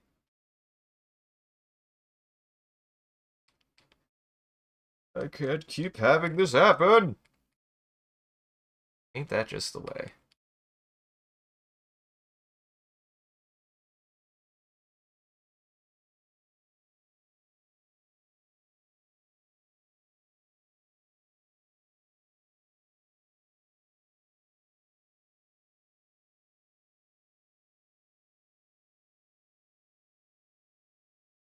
Good luck. Good luck. Good fight. Wish you bravery. Thank you for stopping by. I'll probably only be on for a little bit longer, yeah. I'll be wrapping up here in a minute, so good to see you. Mm, nothing. Nothing.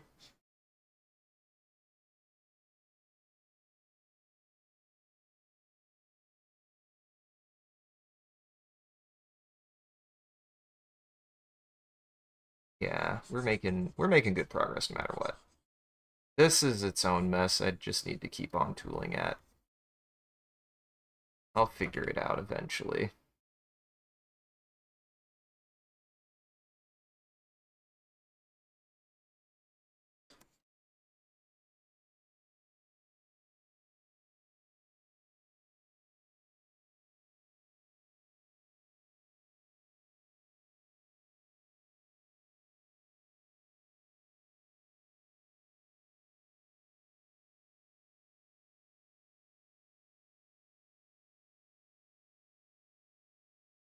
I know I made her head pulsate. I did not mean to do that.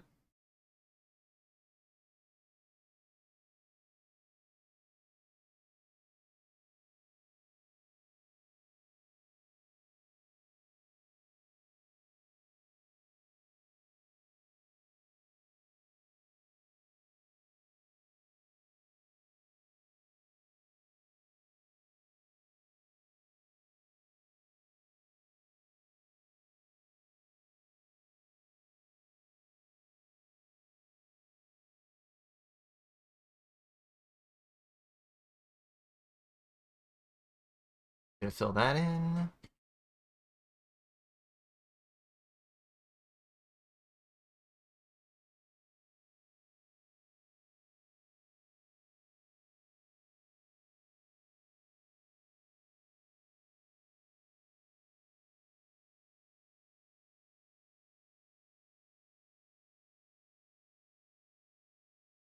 This will be interesting.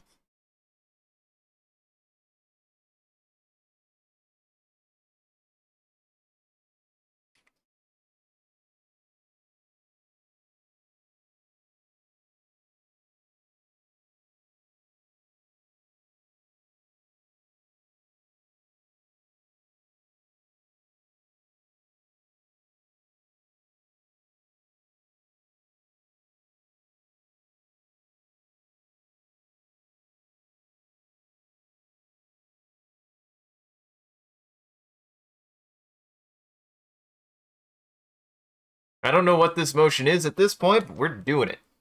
Sometimes you just gotta be like that too. Just be like, whatever it's doing, it's gonna do. Just let it do what it's gonna do. Just let it do what it's gonna do.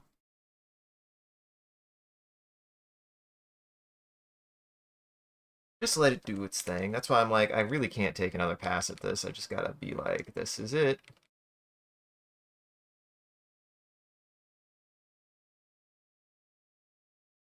Okay, yeah, this is it. Now this is the motion up. This needs to be like that.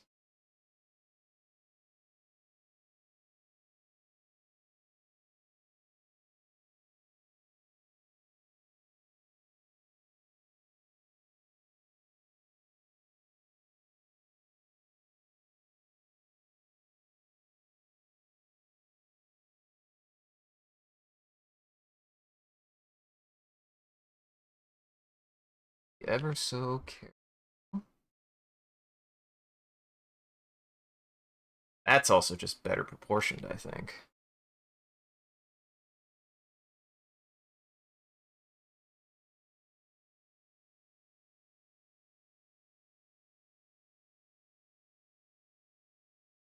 Think about the way that the eye is moving.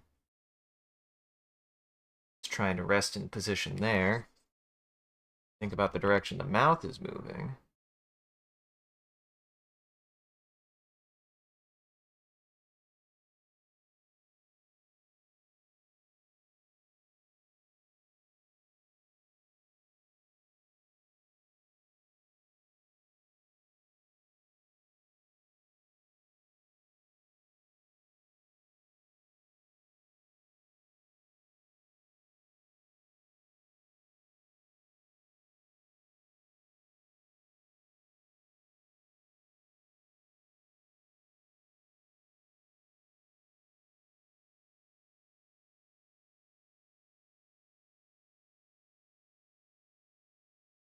Yeah, it's got to skip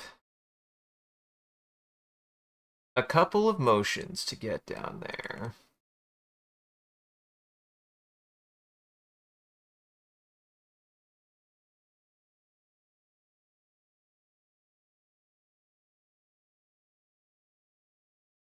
Perfect. Okay.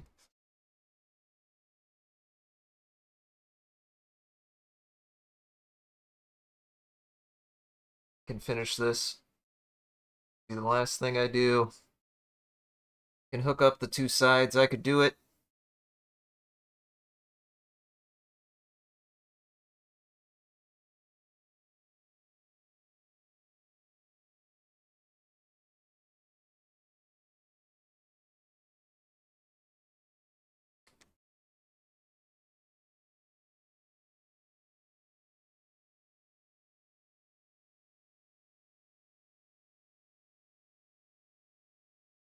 Yeah, that's fine.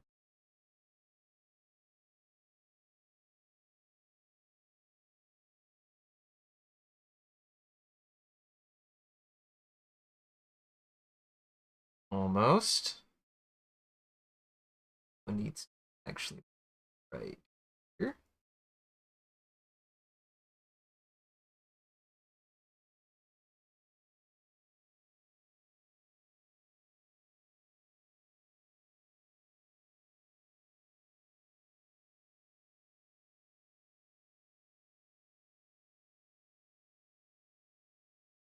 More like right here.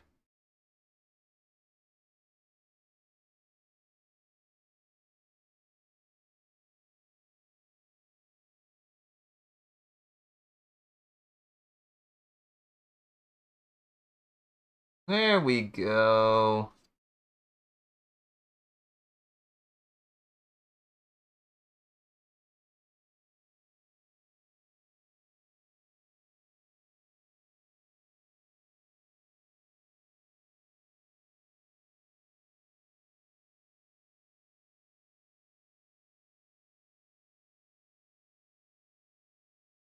Certainly is a good expression she's giving right now. I like it.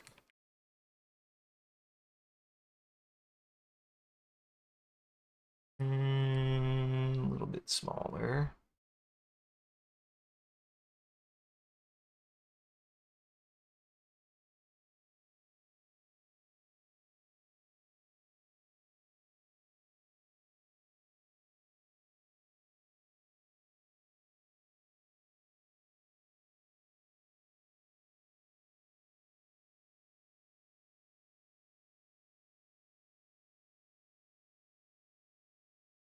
Slightly smaller.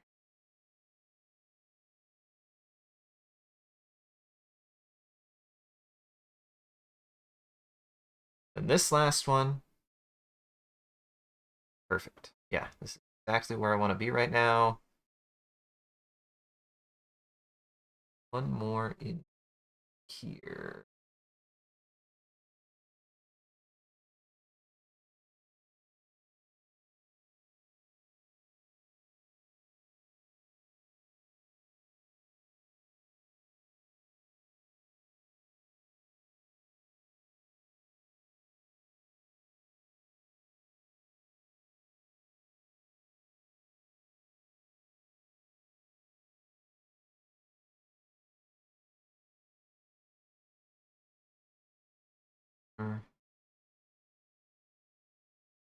bit more there.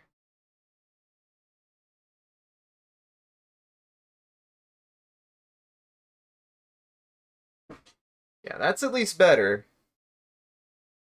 That cleans up some stuff. It does mean that the eyes are still a little bit weird, but that's just going to be a fight. That's just going to be a fight.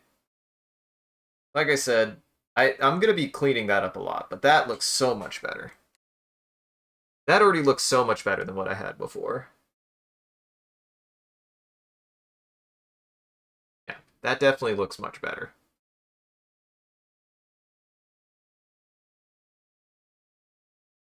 I thought that her face shrunk on accident. I didn't mean to. Kind of made her face meld a little bit, but eh. It's something. It's something. You gotta just do what you gotta do. Mainly that her mouth kind of rotates a little weird. It's like a little. But you know what? Fuck it. Sometimes you just gotta be like, that's what her face does. I don't know, man. Animation is hard. Animation is difficult.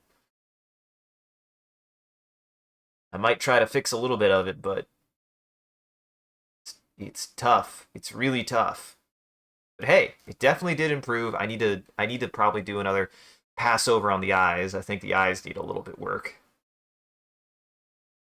They get a little weird. I'm not super in love with them. What's funny is definitely where they end is where they want, but and where they begin is where I want. It's just there's a little bit in there that the eyes get a little.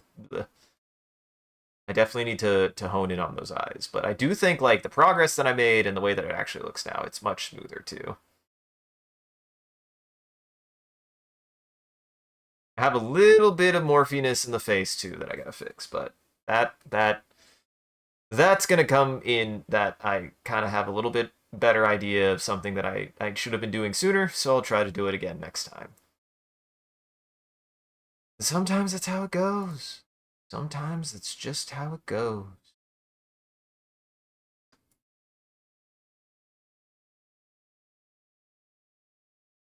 There. Well, I think that's it. I think that's everything that I'm gonna be doing for the day. So I'm gonna start closing things up. Thank you for joining, everybody. We'll be doing one more thing. I'm gonna open up Bing Create, which is an image generator, and we're gonna make an image, and I'm gonna share it before we rate out. If you want to participate, all you gotta do is type in chat whatever chat says. I'll use as a reference, and I'll share the image before we rate out. So to get us started, um, uh, expanding the onion skin enough. If you guys want to add to that, I'll give you like 30-ish seconds. I'll give you like 30-ish seconds. I made some good progress though. Drank all my coffee. Go eat something. I need to get ready to eat something. I don't know. I'll probably warm up some leftovers. We'll see. I don't know if I'm in a cooking mood or not. I'm liking where this is going. I think I hit a little bit of a stagnation there where I've had to like go back and revisit a little bit of my work to figure out what I was doing.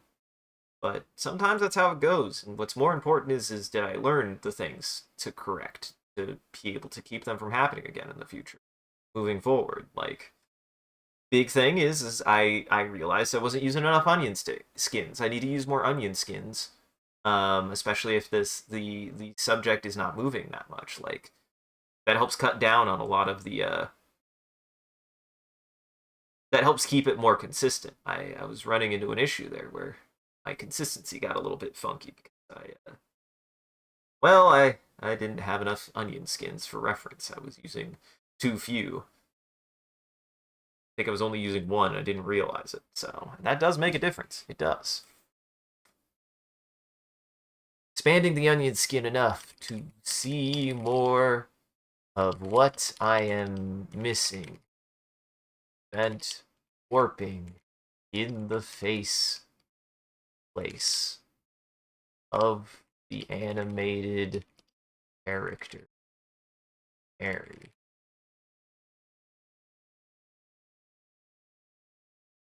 How about prevent morphing? I don't know if it'll know what to do with warping, so we'll do morphing.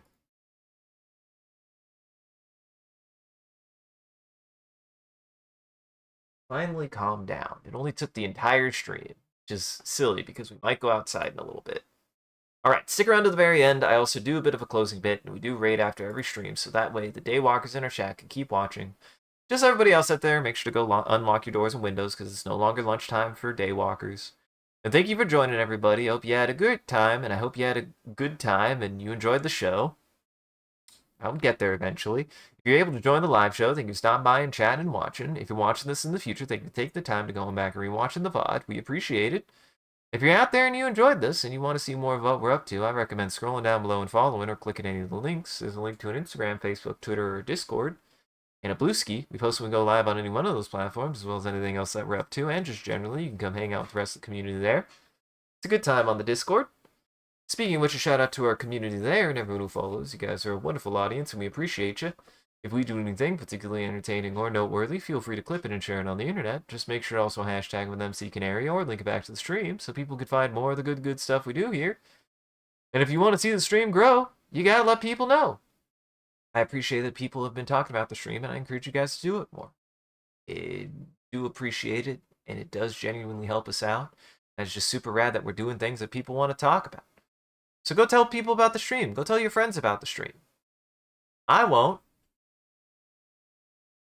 And as always, a huge thank you to all of our supporters of Patreon and Twitch. Your generosity allows us to continue to expand the stream, as well as take on more projects. And the stream would not be made possible without viewers like you, so we thank you. If you wish to see your name added to this list, as well as a couple of the benefits you could get, you could always subscribe directly on Twitch, or you can check out the Patreon page here. It'll show you everything that you can get, and any amount is always appreciated. Once again, thank you. Thank you to Ahmad who did a wonderful job holding back the robot army and preventing becoming famous. Thank you for everybody who came out and just chilled and had a good time. Hope you had a good time watching me animate. I'm going to try to absorb a little bit more Drawfee between streams and a little bit more Bob Ross between streams, so that way I can keep a better sense of how to do a better job of rambling and keeping in progress, because I was getting a little bad about that recently. I apologize. But I'm going to do something about it. So we'll get through housekeeping, get you on your way. Check out the rest of our friends in Goblin Entertainment. That link tree has links to everyone's channels and everything that they've done and they've been up to, and the rest of my stuff here, which has everything that I post to. So you should go check everybody out in Goblin Entertainment. Stick around. We'll go say hi to their name is Aid Doge. I think they might have changed their name, but there's a cute mint-flavored VTuber. So we're going to say hi to them. I've popped in on them a couple times. They're playing Wilds right now. They're good. They're good vibes. So everybody go say hi to them. Otherwise, have yourselves a wonderful afternoon. Have yourselves a good weekend. And remember, process the process. These are the goals. You always just gotta process whatever you're doing. Figure out how to do it better. Doing something, kind of not realizing you're doing something, is the first step to realizing that you didn't realize that you were doing something is the first step to realizing you were doing something to be able to do something about it. That's terrible. This is terrifying. I don't like the onion bird. Do not like this onion bird. I won't stand or allow it. I won't. I just